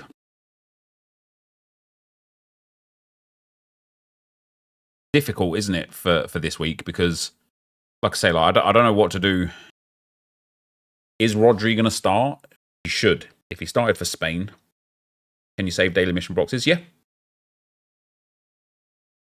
Azza, thanks for the 14 months, man. Stay, thanks for the 15 months, man. Long time viewer, love the content, keep up the great work. Looking forward to more So Rare and AFC 25. Hell yeah, dude. I just don't even know who to go with. I think I think Rodri, De Bruyne and Haaland are good, but obviously, like, if De Bruyne plays, have Belgium got another game? They have, haven't they? If De Bruyne plays for Belgium again, a lot of games for him. You know, Foden maybe gets the game time instead. I don't know when Foden's due back. So I'm a better just doing that. Is that probably the best lineup?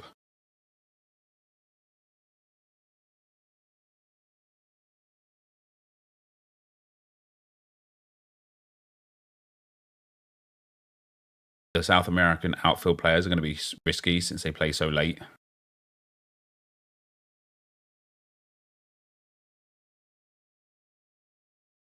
The City fixtures are into Arsenal and Newcastle, so definitely some rotation risk for KDB. They have, into next Wednesday is the big one. I think Brentford's like the easy game for them, isn't it?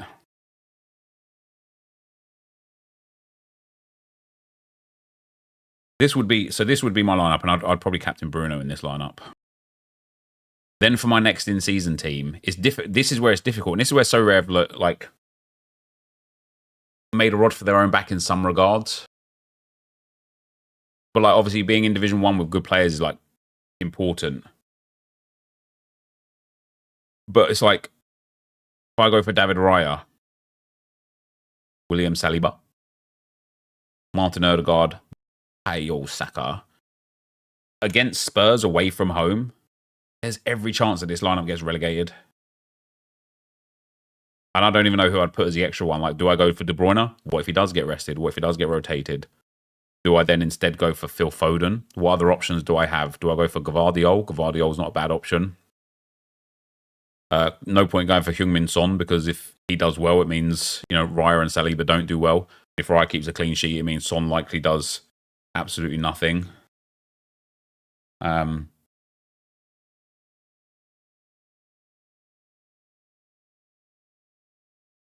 play Rice, of course. Salah, like, here's the thing, like, Salah at home to Forest is a great option. But is it a waste? Because, like, very possible that Spurs Arsenal is like a messy game. Like, Salah as captain against Brentford, you're kind of looking at a good 120, 130 minimum points there. You'd expect Salah to get 1 or 2 decisives against Forest at home. Is it like, should I be putting Salah in this lineup just to prevent relegation?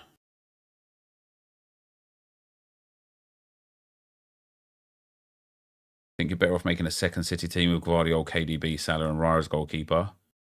I don't have in-season cards for those, fortunately.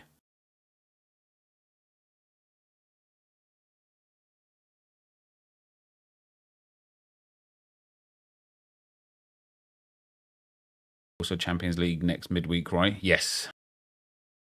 Yes, which is another great opportunity. This is what I mean about things taking too slow, man. Like, this game week's nearly over.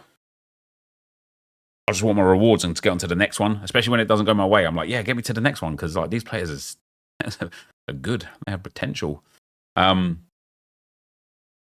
usually scores against Arsenal most games. Yeah, again, though, that's exactly why I don't want Son in the lineup, right? Because if Son scores, it means Raya doesn't keep a clean sheet. But if Raya does keep a clean sheet, it means Son doesn't score. So there's no point having a lineup. That's not to say that Son can't get a last man tackle or Raya can't get a penalty save or something, but pitting your striker against your keeper is just generally bad.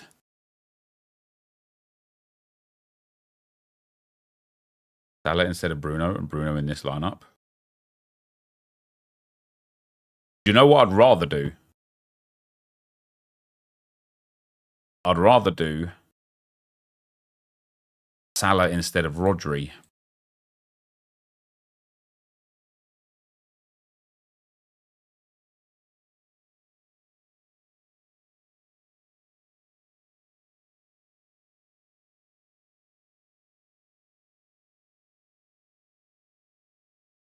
Because if Rodri's coming back from injury anyway,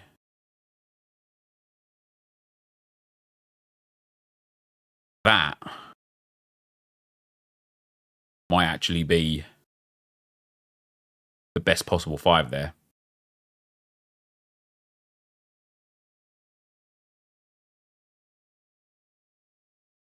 Still work in progress, Connor. But yeah, for the most part,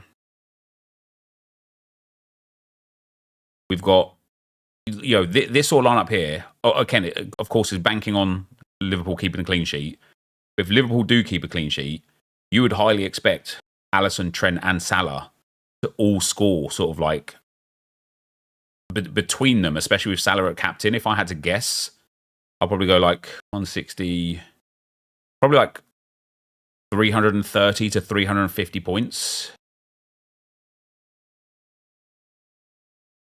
Bruno been dry for United this season, but he hasn't. He's had a few big chances missed, a few big chances created. His AA's generally been good. His performance yesterday against Scotland was insane. Even before he scored the goal, he was racking up the tackles, the assists. Like, Man United are away to Southampton. It's going to be the sort. If there's ever a game that Bruno's going to bag 100 points, it would be this. Trent's AA for England game last night was very nice. It was, yeah. And he really, really should have had an assist. Not necessarily for the first one. I can't remember who missed it. But the ball that he put through for Gordon, how Gordon didn't score that. Oh, my days, man. Yeah, Bruno played as a striker. And I think Xerxes going to have a field day against Southampton as well. Obviously scored for the Netherlands on his debut, or at least his first full start of the game or whatever. So, he's going back to United with confidence. Bruno's just got a goal against Scotland. He's going back with confidence. They're away to Southampton. It's just a good matchup. It's just a really good matchup. The more I look at this lineup, this is a sort of game where it's like all of these outfield players could legitimately hit 100 points. Agreed, I had a shocker at the international tourney. Had Trent in another lineup. Would be something 470 if he was in my main. Yeah, that's mad. Xerxes not playing midweek 2 against Germany. Already confirmed that Robbie will start. Yeah, that's good. Southampton have no height as well, so Xerxes should have a good game. Yeah, I like this lineup a lot. The thing, again, the interesting thing about the other lineup is I either have to trust in Arsenal that they won't get this team relegated. There'd be nothing worse than getting relegated down to Division 2. I've got 2 lineups in Division 1. I'm actually tempted to play my Arsenal team in my Division 4 lineup and get it promoted to Division 3 and just protect this Division 1 lineup rather than start them, risk getting relegated and then having a Division 2 lineup.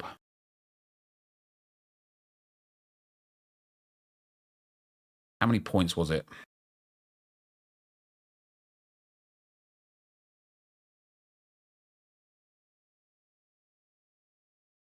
Because obviously the Declan Rice red card and the fact that Arsenal only drew, that didn't even screw me. However, because Alisson and De Bruyne had good games. But even here, Ødegaard did terrible. Raya didn't keep a clean sheet. And I still finished 40th, only 9 points away from a reward. What was relegation? 295 points. For me, I always do well in international games, but I do so bad in Prem and Champ. I got first place in All-Star last week. First podium ever. Nice. Up Declan, pal. When do you think streamers / content creators will get early access to any FC25? I don't know. I've heard from about 3 different people through the grapevine, though, that it's this week. But I will not be on that list, of course.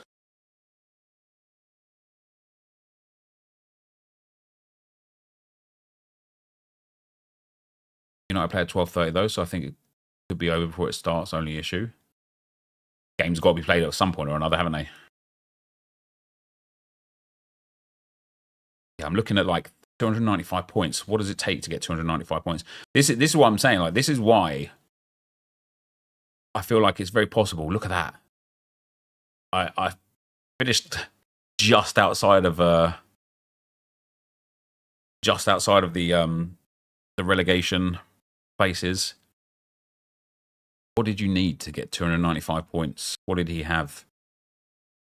Leno, Smith Rowe, Iwobi, Muniz, Robinson. I suppose Fulham were against Ipswich, weren't they? I think he expected a smasher against Ipswich. happened here? Spurs got relegated. See, the worrying thing is that, like, these people are getting relegated with, like, good players. Look at that. This guy got relegated of Edison, Ruben Dish, obviously unlucky for the own goal, Kovacic, Doku, and then Issa Diop. So I half expected a lot of the relegations to be DMPs. Oh, this guy cancelled his lineup. This guy got Hillman and Emerson on Nilbois. This guy had Van de Ven DMP. That absolutely ruined his lineup. Although that is pretty poor lineup anyway. Another Van de Ven DMP. That's the sort of lineup where it's like, why are you even playing that in Division 1? Van de Ven DMP killed him.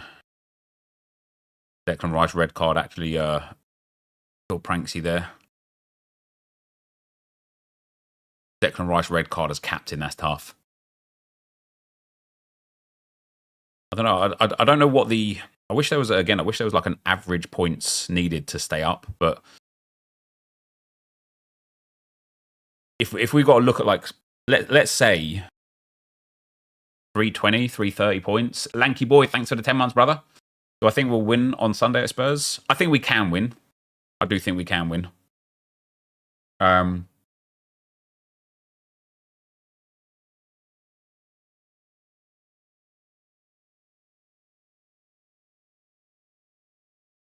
Do I think this team can get 320, 330 points with an extra? Who would I put in as the extra? Could go Rodrigo.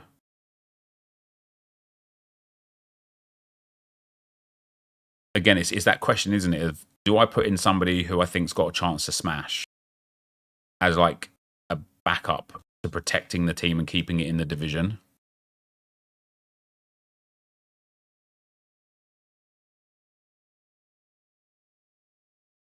Landed in Sydney, Australia yesterday, so only getting used to the time zones now. It's so rare, so strange seeing international games coming through at 4:45 a.m. Yeah, that's pretty mad, isn't it? I think most people who have a Prem D1 teams won't go into that level of research and just play their best lineup in the highest division. With the upcoming game week coming after internationals and before champs, I'm sure there'll be lots of unexpected DMPs and benchings, which should keep the points low. Definitely, I agree with you completely, yeah. Peter's Essence breakdown just dropped. As I say, I've got two choices to either put this lineup in here, and if I was to play this lineup, I'd actually take Ødegaard out. I'd put in classic Ødegaard in, and put in Rodri. This lineup absolutely has the potential of staying in the division and even winning a reward. You know, debatably, this should be like an 80+ point game for Rodri. You'd like to hope that Arsenal will score 1 or 2 goals, in which case Saka and Ødegaard will be relevant in the nose. And then it comes down to, can we keep a clean sheet? If yes, I've got a chance of a big reward. If no, then I'll probably just get a box. Declan against Maddison could be a good matchup. Rice is suspended. You get relegated if you don't put a lineup in? No, you don't get relegated. You don't get relegated if you don't put a lineup in, but you do get relegated if you start with a lineup and cancel it. Why is it so bad to be relegated? So Arsenal's... do you know what? In Arsenal's case, it's actually not awful. I need to dark mode back on this. I don't know how the bloody hell I did that.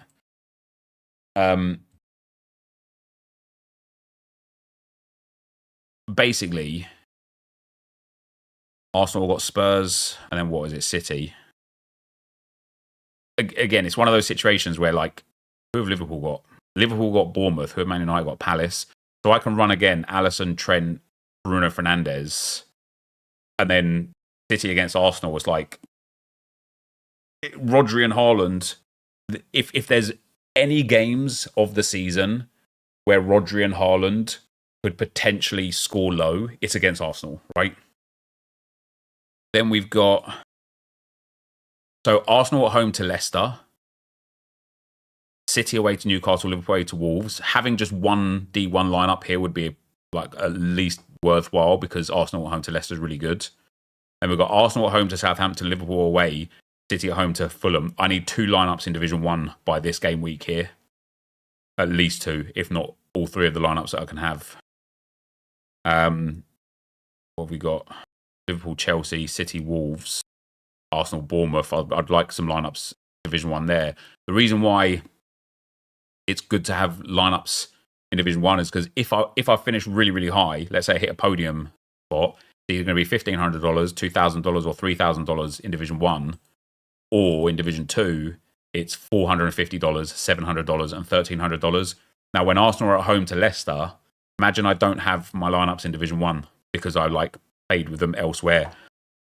It's one of those things where it's like, I don't even have to necessarily be concerned about certain things. Like I've got a Division 4 lineup available. Now, winning only offers $300, but you only need 306 points for promotion this week. So let's say it's somewhere similar, because it probably will be. Maybe it's a little bit higher, 320, 330.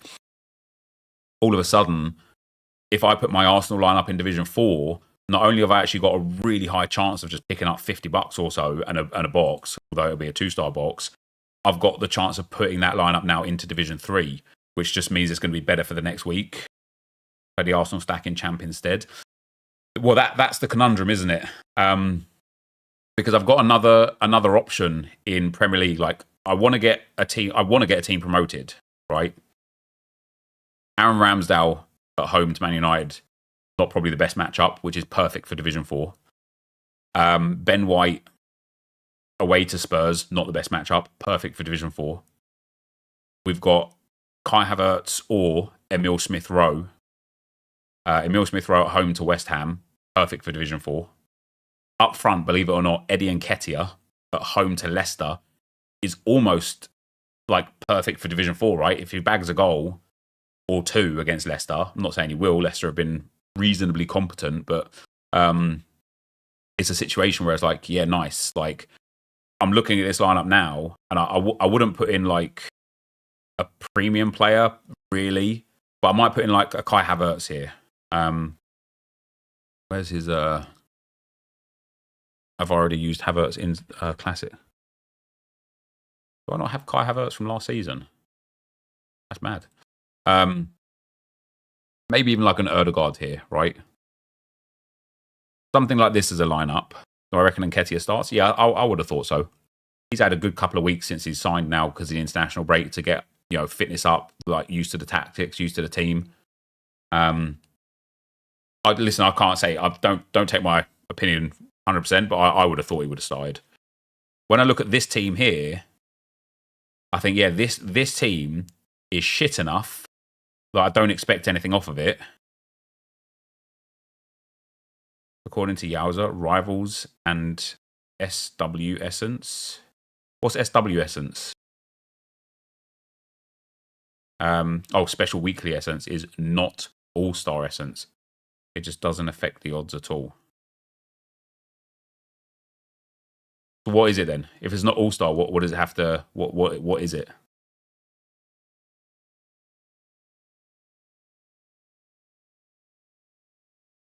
Am I excited for FC25? I am, mate. I'm fully ready for FC25. Sorare said it's global and didn't affect the odds already. But what is being global? So if you only have Prem Essence and Rivals Essence, you're guaranteed Prem. I think it just doesn't affect the split of Essence. Is that why? That makes a lot of sense for me then. Why Erling Haaland was actually in my Champ Essence pool. Because all I had was Champ. I had like 3 Champ Essence, right? And then I earned like 48 Essence from the Tacklers Special Weekly that put me over the 50 barrier to get the tier 4. And I got Haaland. Is it because I had a tiny bit of Champ Essence that it filled the rest of it up with Champ Essence?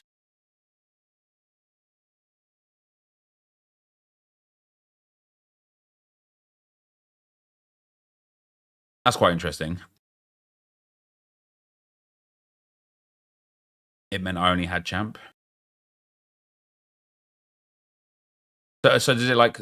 So let's say, for example, you have 1 champ essence and 1 challenger essence, and then you win 20 global essence, effectively the split remains 50% champ essence, 50% challenger essence, right? Also, Premier League essence is for Prem cards, apparently. So I've had it on good authority 2 times that there is not Prem essence, it's just champ essence, and there is not Bundesliga essence, it's just champ essence. What's the question? Oh, welcome, Peter. We're just discussing the.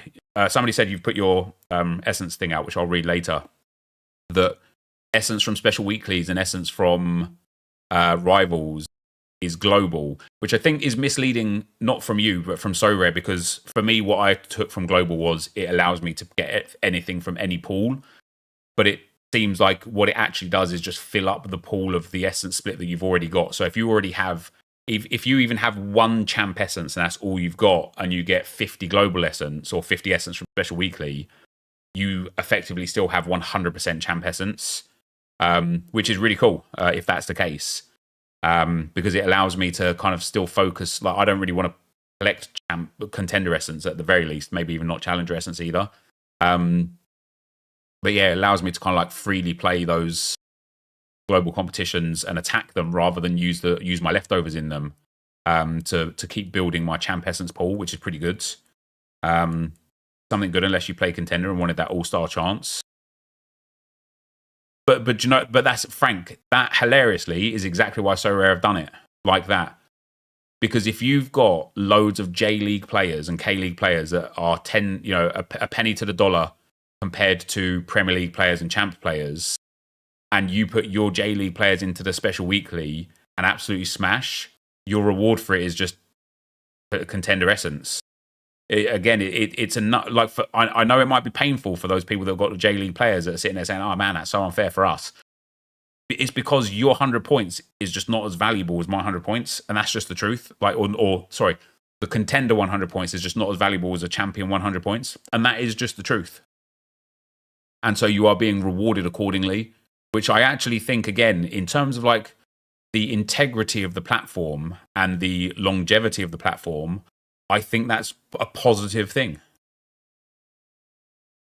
That's a bit harsh though, ain't it? No, I honestly don't think it is. And Prem, Bundesliga, essence of their own things. Yeah, so I don't know, Peter, what do you think to that? I as I understand it, if you win essence from a Premier League box, you win champion essence, not Premier League essence.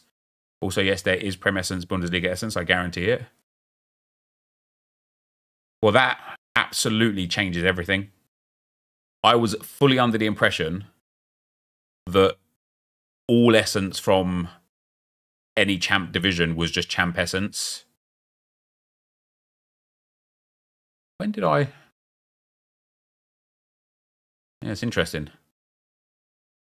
That's insane. That is insane. Again, what that means for me personally now, and I'm sure for a lot of you guys actually, what that really, really means for me is that when it comes to me looking at my essence and deciding to craft or not craft, I really want to choose what I craft from. I'm sure people would be overall happy if there was different pots of essence that you've got. Challenger, contender, champion, Bundesliga, Premier League, La Liga. I don't know about under 23, but and then global, right? If I had like this 11 essence, I don't know where it's come from. I think some of it came from Bundesliga, some of it came from rivals.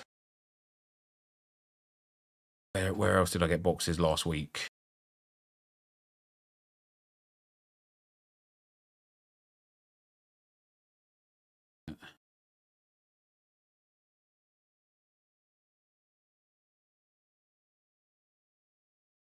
That was special weekly.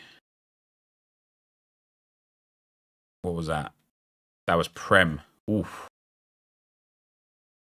And then Bundesliga, La Liga, sorry, and Bundesliga.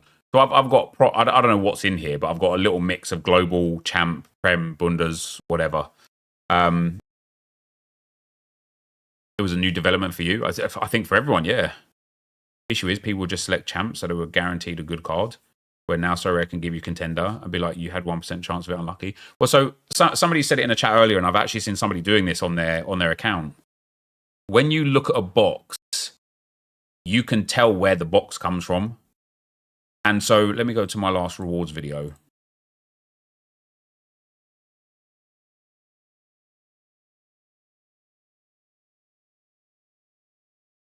It says here, and shut up, dickhead. When you go for your boxes,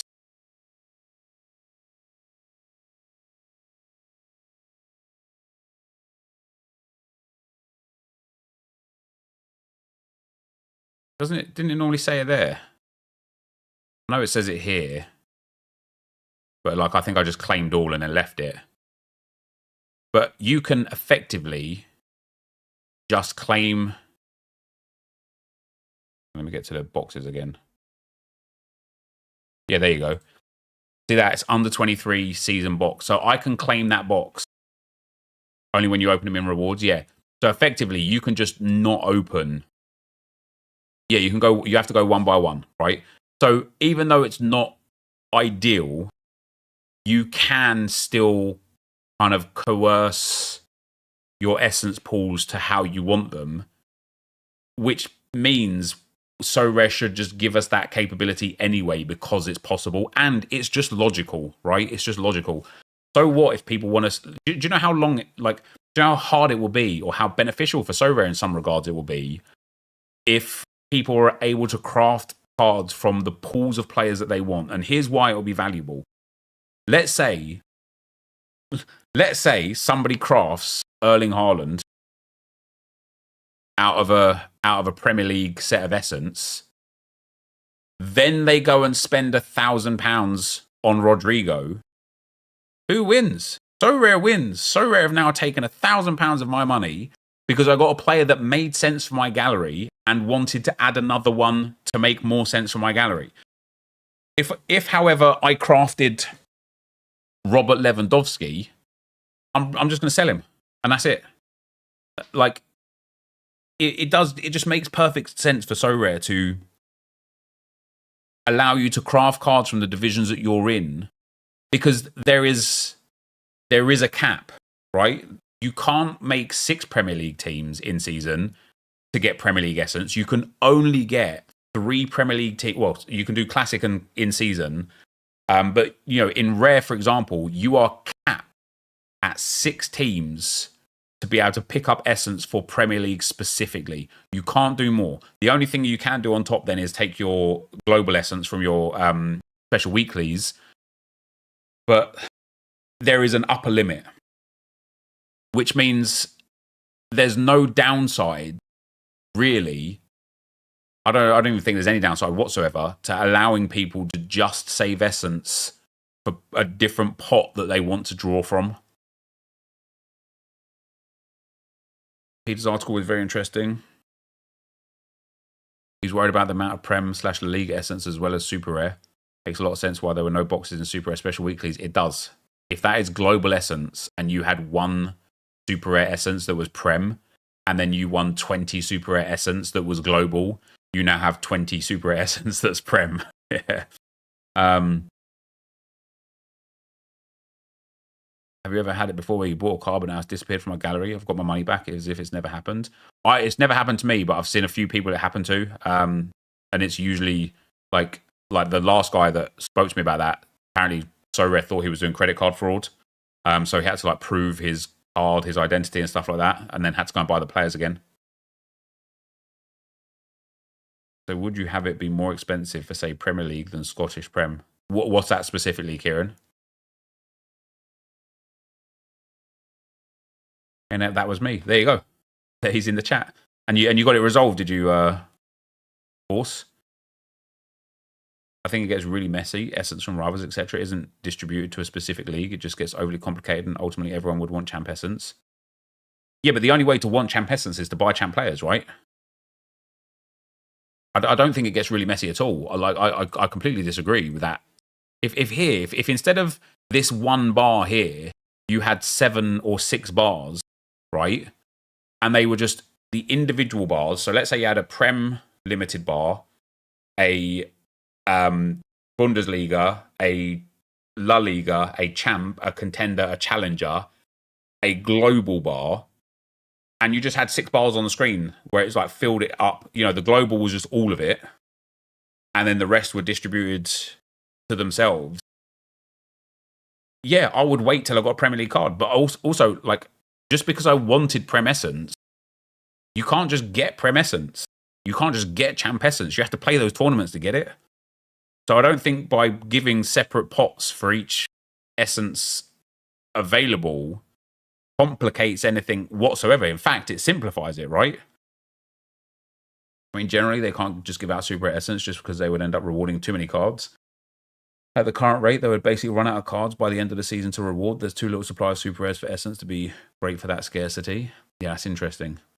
Using Essence on specific leagues, so would EPL be more expensive than like Challenger League? So Tier 3 from EPL is, say, 200 Essence, where Tier 3 from Scottish Premier is like 50 Essence. No, because you're competing against Premier League players to earn Premier League Essence, so the implied difficulty is in the division that you're in, not the value of the player that you've got. Extra pots would also remove the negative of playing contender challenger. And that's what I mean, right? Like, if the pots were split, I would invest money into in-season challenger and in-season contender, like very, very, very quickly, because I'd want to play those tournaments.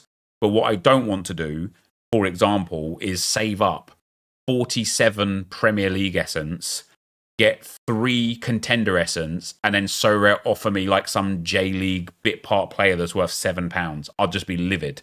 I would much rather just not play the contender whatsoever and keep all of my Essence Prem, and it will hurt SoRare long term because people that have the ability to spend funds everywhere just won't, because it will hurt their primary goals.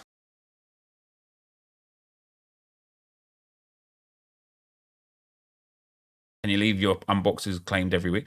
Apparently there's a limit on claiming your rewards these days. I don't think there used to be. But yeah, supposedly there's a limit on claiming your rewards. Would be a lot nicer with split pots. I'm still playing MLS and I want to keep the cards for next season, but get hurt by Challenger Essence. Yeah, that's what I mean, man. It's like, and again, right? It just makes logical sense in a business standpoint from SoRare to reward people with Essence from the competitions that they're playing and allow them to craft cards from the competitions from they're playing. Because again, let's say you're playing Premier League.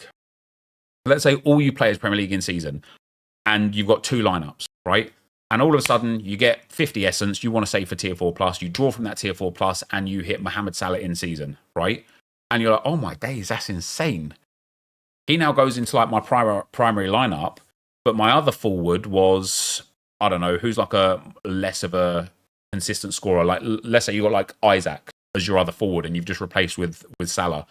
Now you've got an Isaac. Now you'll be sitting there saying, oh, do you know what I could do? I could build a third team to carry on going through Essence. And it incentivizes you to continually build on the specific set of teams and players that you've got. Whereas if you're Premier League only and you pulled, I don't know, Rafinha from Barcelona, you're just going to sell it. That's all you're going to do. You're just going to sell it. And that doesn't benefit SoRare. SoRare should be trying to incentivize us to want to buy more players. And by splitting the Essence pots, I think that does that massively. Like, massively. There was a period last year where Roxy didn't open his rewards for like 3 months. That's insane, isn't it? Exactly, Willbog, right? What you're saying there is exactly why I think splitting Essence pots makes sense. Because you've just said, I didn't realize this about Essence. I might have to go and get rid of my contender teams or stop playing them. And isn't that mad? You would rather not play because you don't, like, look at the difference in prizes, man. And this is where it comes from. This is where it comes from. Let's go for game week 506. Let's go for a Premier League Tier 2. There you go, Premier League Tier 2, Dominic Solanke, £25. Let's go for a contender tier 2. In fact, let's go for a contender tier 2 rare card. Only £46. How mad is that? Now if we go and look at the actual classic of contender. Contender classic, tier 2. £8. So if you craft a tier 2 plus, right? Let's say you've saved up, what is it? 250 essence. Let's say you've saved up 250 essence, and 50 of that essence is from contender, and 200 is from Premier League. And you get this guy. You are furious. When you could have just not, if you could have just said, do you know what? I don't even want that 50 essence. Take it away. Take it out of my pool. You have it back. I don't want it. Does it aggregate to the lowest tier? If so, it's brutally. I don't think it aggregates to the lowest tier. I think it's like, from what I understand, and if Peter's still here, oh, there we go. A star contender is equivalent to a tier 2, tier 3 Prem card on average. I don't know if the volume of essence that you have is the volume of chance of a player from that pool that you have. But even if it is, that's still odds that I don't want. I would rather not play contender at all to guarantee myself Prem, Bundes, La Liga, and Champ cards than play contender with the risk, even if it's a small risk, but the risk that my tier 4, tier 3, tier 2 pool gives me even a chance that I end up getting someone that's significantly less valued. Yeah, 20 essence rolls make so much sense because of that. Like, if you open your, like, let's say whenever you get rewards, what am I due this week? So here's the other crazy thing, right? I don't know what this one essence is. I believe it's Premier League. But I don't know for sure. It's definitely Champ, but I believe it's Premier League. The essence I'm going to get this week, should I get any, touch wood that some of my results come through, I'm going to get a box here. What do these boxes give? Hopefully I'll get 2 boxes out of this actually as well. Hopefully I'll get some extras. So maybe I'll get 3 or 5 card essence out of this. Probably would want market credits more. I'm going to get a box here. So this is from All-Star. So this is all, by all accounts, this is Premier League essence. What is the All-Star box yield? 5-star box. So I've got a chance of probably going to get nothing out of the All-Star box there as well. Then we've got the special, the fighting special. So again, I've got no chance of getting upgraded here, but so savage as well with 100 points from there. But if Dembele does well today, I've got a small chance of hitting here. But we're looking at one box specifically, and this one is 5-star box with 3 or 5 essence. Doesn't even look like I'm going to draw anywhere. And then here's the problem. Herein lies the problem. I've got Challenger. If I end up hitting 20 essence from this box, basically, if I hit anything but 20 essence from this box, I don't want to open it. Also, like, here's another thing that's interesting. Peter, I don't know if you have the answer to this. Let's say I have 19 essence and it's all Premier League. And then I draw a 20 essence pool from Challenger. What's prioritized? Is it the essence that you get first is the first bit, or does it take the newest off the top? That's interesting as well, isn't it?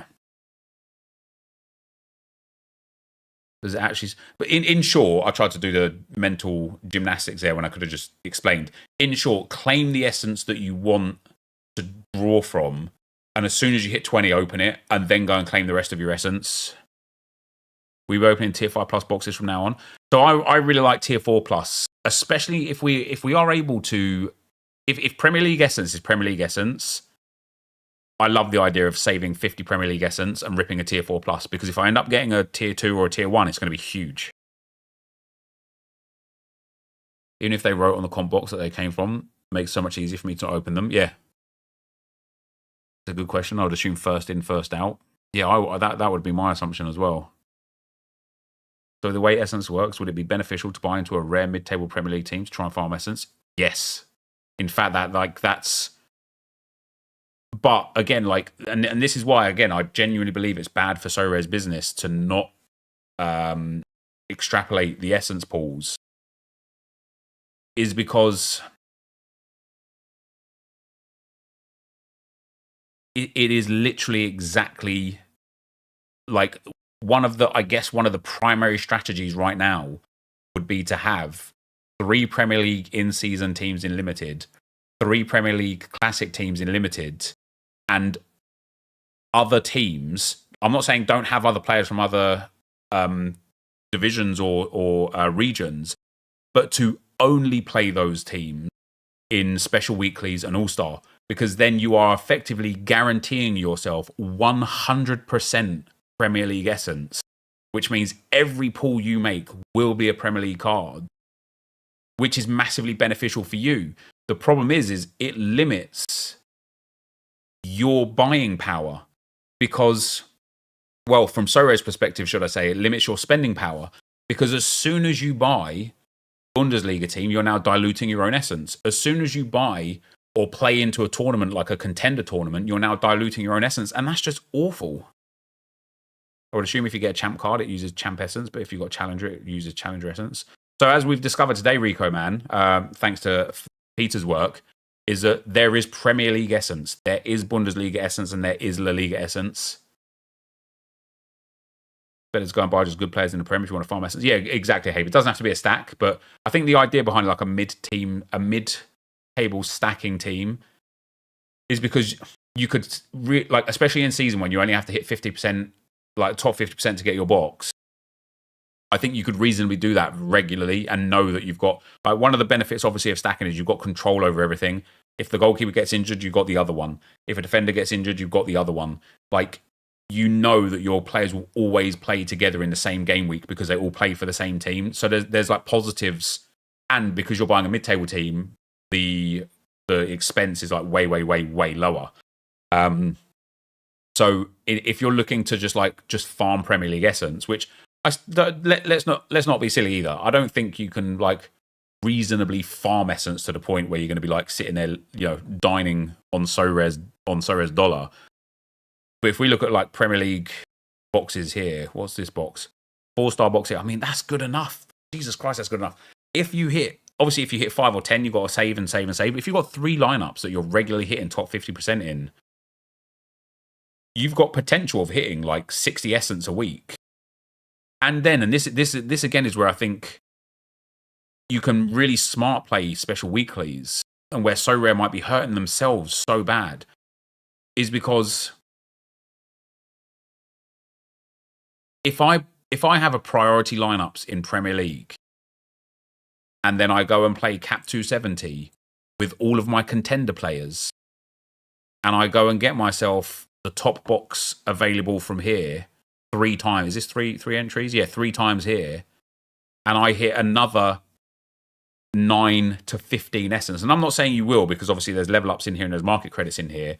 But if I hit another even 6 essence, I've hit 6 Premier League essence from contender cards.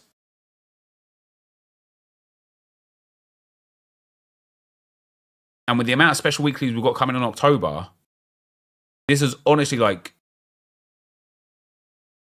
this is, I'm considering re-strategizing my entire gallery to do exactly that. To have elite Premier League, rare and limited in-season and classic teams, and then elite cards outside of that to put into special weeklies. And all I will do for the rest of time is get Premier League players. Now, is that necessarily the most efficient way for me to play the game? No, because if you have got a contender team, or let's say you've got a challenger team, and you're in Division 2 one week, and you end up winning the division and winning $700, would you rather $700 and a diluted Premier League essence pool, or would you rather specifically Premier League essence? You'd probably prefer you'd probably prefer the $700, wouldn't you? Because then you could just go and buy the player that you could have crafted. Also works the other way. People with contender galleries maybe play Prem once and a small amount of essence and craft a Prem card with, say, 2% of their essence from the Prem. Yes, possible, yeah.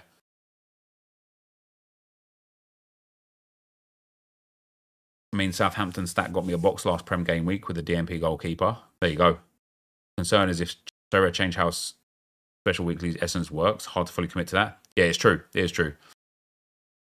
Which, again, though, would like limit Sorare's own like selling power, because if somebody was using, like, I don't know, I like the obvious answer to me from a selfish standpoint and from a business standpoint, in Sorare's perspective, in my personal opinion, the obvious answer is just separate the essence pools, but also have a global essence pool that you can, if you've got 5 essence from Prem, 5 essence from Contender, 5 essence from Champion, and 5 essence from Challenger, you can still craft a 20 essence like tier 5 plus if you want. It's just in the global pool. That's all.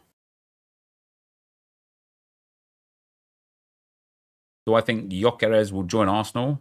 Hey, based on the way he started this season, I hope so.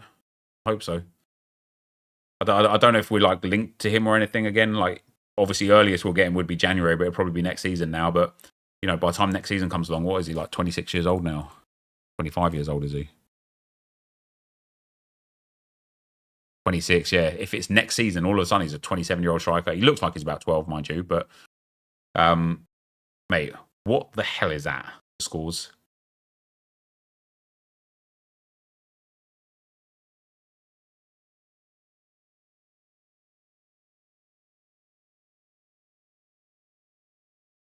I think not getting a striker will hurt long term this season. Potentially. Hold on, my son's back. I'll be right back. Put you on a different screen so you're not looking at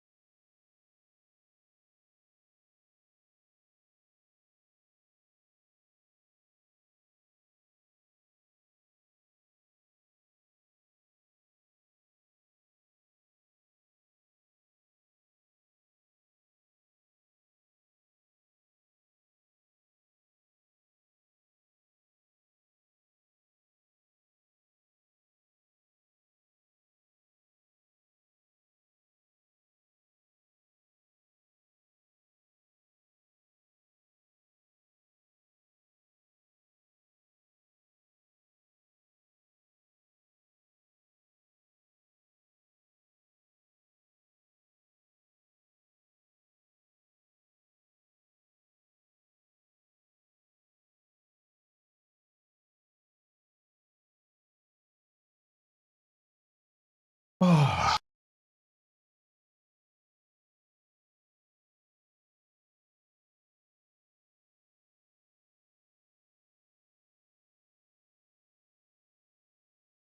Anyway. So I don't want you to know how much essence you have across the board. They will always want you to win other region cards to get you buying more cards. See, I don't agree, though. I just don't agree that that's the process of how people would behave. Like I said, like for me, if I'm just, let's say I'm just playing champ, generally speaking, and that's a focus point for me, but I've got a couple of contender lineups. If I win a contender player, I'm just going to sell it. Whereas if I'm playing Premier League, or if I've got enough Premier League essence to craft a Premier League player, not only might I use that player, but I would hold on to it even if I didn't need it specifically, because I'm like, it's another player for me. So if you don't play limited, but you do get limited essence through rivals, it would be beneficial to buy a Prem lineup, get essence 1 week, and then you're guaranteed a Prem player. In theory, yeah.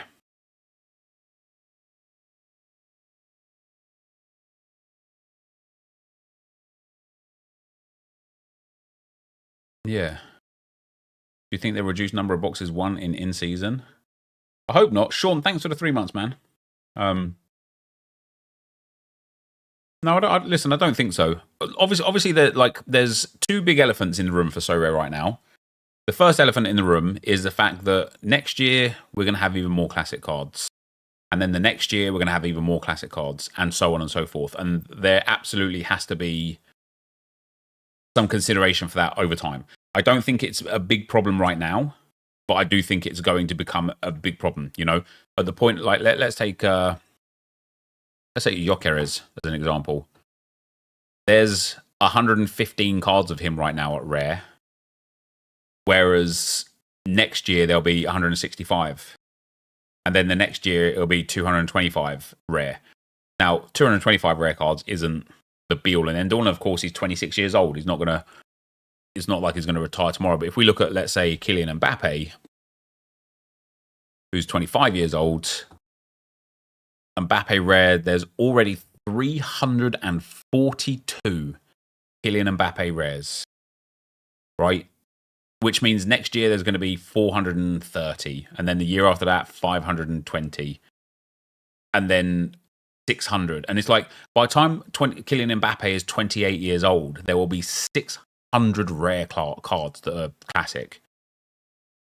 That's like, it's just not going to be worth much. Which means one of the greatest point scorers on the game, there's just going to be so much supply of them, right? Look how many Vanekans there are already. Hans Vanekan. How many Hans Vanekans? 452. Wow, Mbappe's only 100 behind. That's mad. But Vanekan's 32 though, right? Like I think when we're looking at like the most players, like Bellingham is an interesting one. 283 cards of Bellingham currently, and he's 21. By the time Bellingham gets to 28, 29, there's going to be over 1,000 of him, assuming that So Rare still exists, of course. There'll be 1,000 of him. So it's just too many, right? There's just going to be elephant in the room. Number one is there are going to be an ever-evolving supply of classic cards, and how do they navigate that, right? The other elephant in the room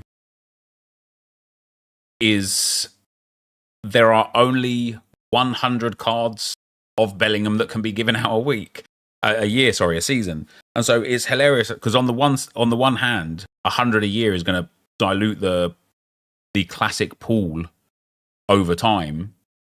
But the fact that there's only 100 per year means that they can't just give infinite amounts of essence, because they will quite literally run out of cards that are available. So how do they navigate that? Right. So there's 2 big issues there that they've got that surely are the priority for So Rare right now. Even with the old So Rare system, this would probably still be an elephant in the room. Yeah, it would be. And people do overlook that. They're like, oh my God, like too many cards in Classic. Well, guess what? If there was no such thing as Classic or in season, you wouldn't have 238 classic Bellingham cards and 45 in-season Bellingham cards, you would just have 283 Bellingham cards. That's worse. Both ways you look at it, that's worse. So what's the answer? What's the solution? You can't just keep giving more tournaments because that requires more rewards. And as we've already alluded to the fact that more rewards equals more essence or cards where there is a limited number of cards that they can give, no pun intended. They can give market credits. I don't know, like what's the what is the answer?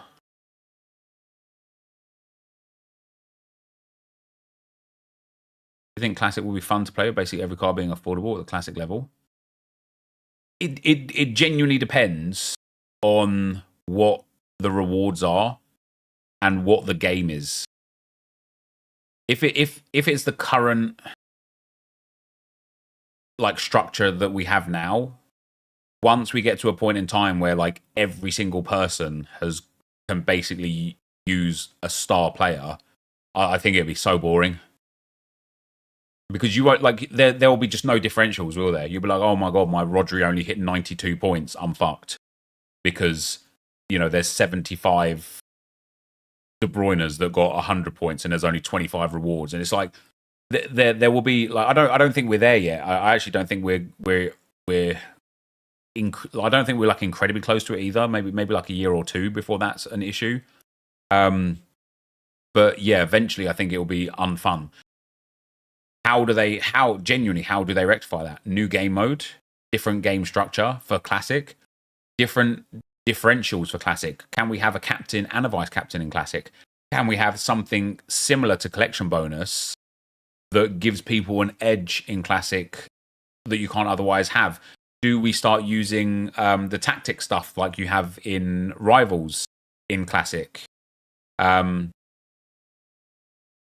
don't think SO7 helps. Like, I don't think making like I don't think SO7, SO9, or SO11 fixes the problem. It just kicks the can down the road, and I don't think that's like a problem.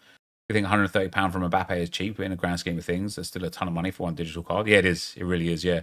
Tactics from Rivals could be something that's interesting in So Rare, but obviously it works in Rivals because it's based on one game, whereas in Classic, if you've got 5 individual players playing in 5 individual games, all of a sudden this is a bit different. But something like that could certainly be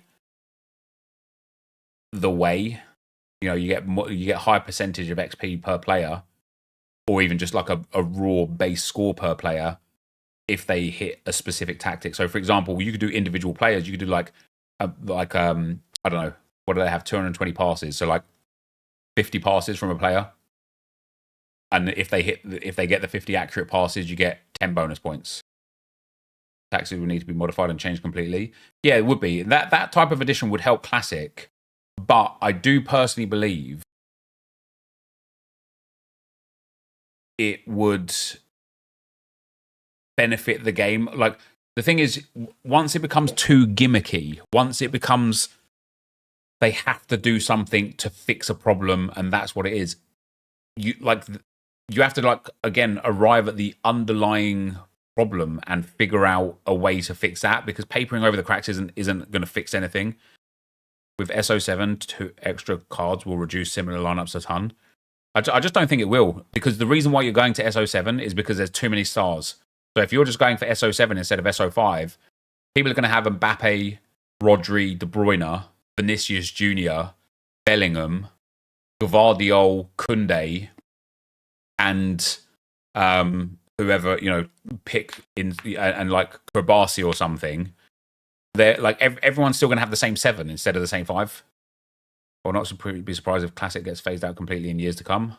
A model of So Rare sells every card and you buy them to win cash makes way more sense and will be sustainable for decades. The traditional fantasy. Well, that's the thing, Habes, right? That's why only Classic has this long-term issue, though, because the way I really like the gameplay right now. It's not perfect. There's still things to fix. I think goalkeepers are one of the biggest issues with that, but the in-season gameplay makes sense. You buy a card for in season, you get a year to yield off of it, and then it becomes classic. And when it becomes classic, you can still use it in season, or you can still use it in classic. That's great. In season every year is just going to churn and churn and churn. That's not a problem.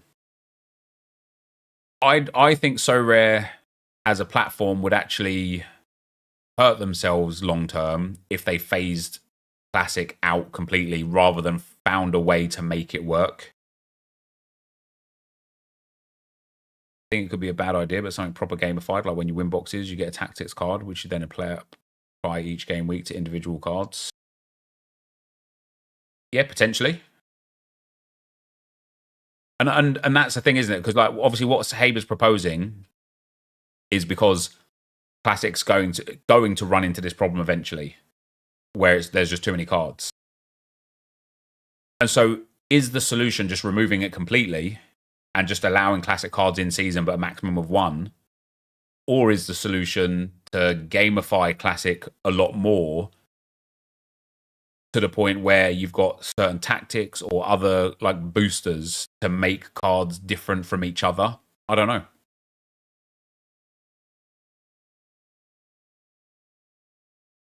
Well, the new card type, that discussion is another thing that's interesting, right? Because if the site ever expands to the point where they need to introduce a of 5,000 or of 10,000, that we're going to have the same problem, but like tenfold. You know what I mean? Like, there's not going to be enough rewards. Let's say 1 million active users joined the platform tomorrow. There is quite literally not enough rewards. The way in-season Classic works now is good. Obviously not perfect, needs tweaking. No drastic changes are needed. I think drastic changes are needed for Classic. Again, not immediately. I think there's time. I think they've probably got about 2 years before it becomes a problem, like a real problem. The reason why I think 2 years is probably a reasonable situation to look at is because, again, when we look at how many cards there are already of Mbappe, there's already, what was it, 350 Mbappe cards? Yeah, 342 Mbappe cards. So when you look at somebody like Jude, who's only got 230, he's already 100 behind Mbappe. Like you know, Lamine Yamal has like what, 60 cards or something. Like it's going to take 144 cards for Lamine Yamal, which is in itself is quite a lot, but it's going to take some time for the stars to maintain like a card like balance where it's just too many. Each card boosts a different thing, so a card that boosts attacking points, defending points, etc. Yeah, and I don't mind the gamification if it's all about creating differentials. What I don't like, so for example, I don't like the captain bonus being 50%, because from a gameplay standpoint, if your captain doesn't score at least realistically like 70 points, you're just fucked. Because you know so many other people have got 100-point captains all over the place. And it actually removes skill. Like, oh, let me just put my best hitter in and captain them. There you go. It's like 100, you know, if for me, if Bukayo Saka hits 100 points, you know, if I use where is he? Yeah, here. If I captain Bukayo Saka and he hits 100 points, he nets me 165 points. That's absurd. What I would prefer is captain bonus being 30% and a vice captain bonus of 15%, right? All of a sudden, it's like you've got a little bit of skill in picking your best player, and you get a boost of variance rather than a boost that like really like transforms the whole game. And that's what I would like to see with like gamifying So Rare Classic anyway. Is give me the ability to, and it can come out of boxes, that's fine, but give me the ability to add on, you know, a shooting boost to Saka. If this player, you know, hits 2 shots per game, you get 10 points. 10 points isn't the be all and end all. You know, if it was like, if So Rare have to start introducing things where it's like, oh, if you do this thing in game, you get 50 points. It's like, Jesus Christ, man, that's just too much. But adding like 10%, 10 points here, 10 points there as options, as gamification, I think all of a sudden makes a lot more sense. 10 points on every player is massive, though. Not when you're trying to find differential. Not when everybody's got stars that are consistently hitting 80, 90, or 100 points. 10 points isn't massive. In the current, and that's what I mean, this isn't something that I think needs to be addressed in this moment in time, because I think Classic's in a nice spot, to be fair. I just think that in time, when there's 1,000 rare Mbappes, and 1,000 rare Rodris, and 1,000 Bellinghams, and 1,000 Haalands, and 1,000 Erdegaards, and, you know, like 1,000 Salahs, like, this is where you're going to be like, okay, we need to find a way to separate the 79 exact same lineups and then the extra 140 lineups that have 4 of the same 5 with 1 differential. Like, when there's only, like, you know, 40 or 50 rewards and 500 people effectively have the same 5, you need to find a way to differentiate between them. And in the way that Sorare works is, over time, XP won't be that differentiator because everyone will be level 20. Collection score could be the differentiator, but it would be 1 to 2% because, you know, you can get 3% reasonably easy. So it's the 4% and the 5% that's the problem. So then the answer is, how do you then further differentiate? Tactics, I quite like it. Nobody plays Sorare Rivals and says, oh man, I really hate the tactics. In fact, almost all the time when I see Sorare Rivals, people are like, thank God I chose Tiki Taka. That's what helped me win. Stacking is very efficient now. I disagree, Tofton. I think stacking is inefficient. I fear they may go down the Sorare Mega Gimmicks route, but hopefully I'm wrong. Yeah, see, if they go down that sort of route where it's like boots and shirts and stuff, I think it's the beginning of the end. Hold on. I'll be back.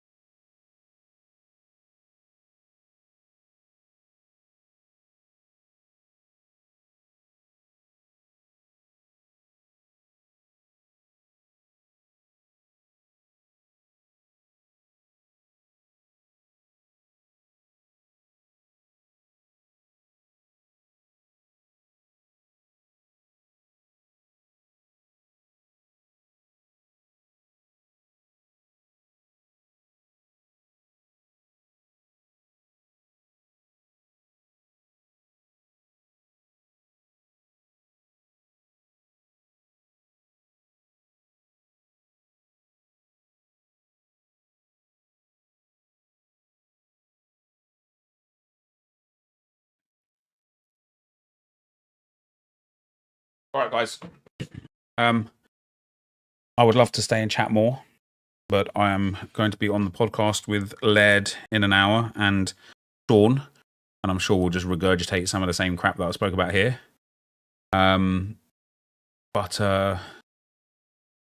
Yeah, thanks for listening and watching today. I'm walking away from this stream, considering all my options again now about where I play for what essence I get, and that's annoying. But appreciate you all, and yeah, see you guys on the Sorry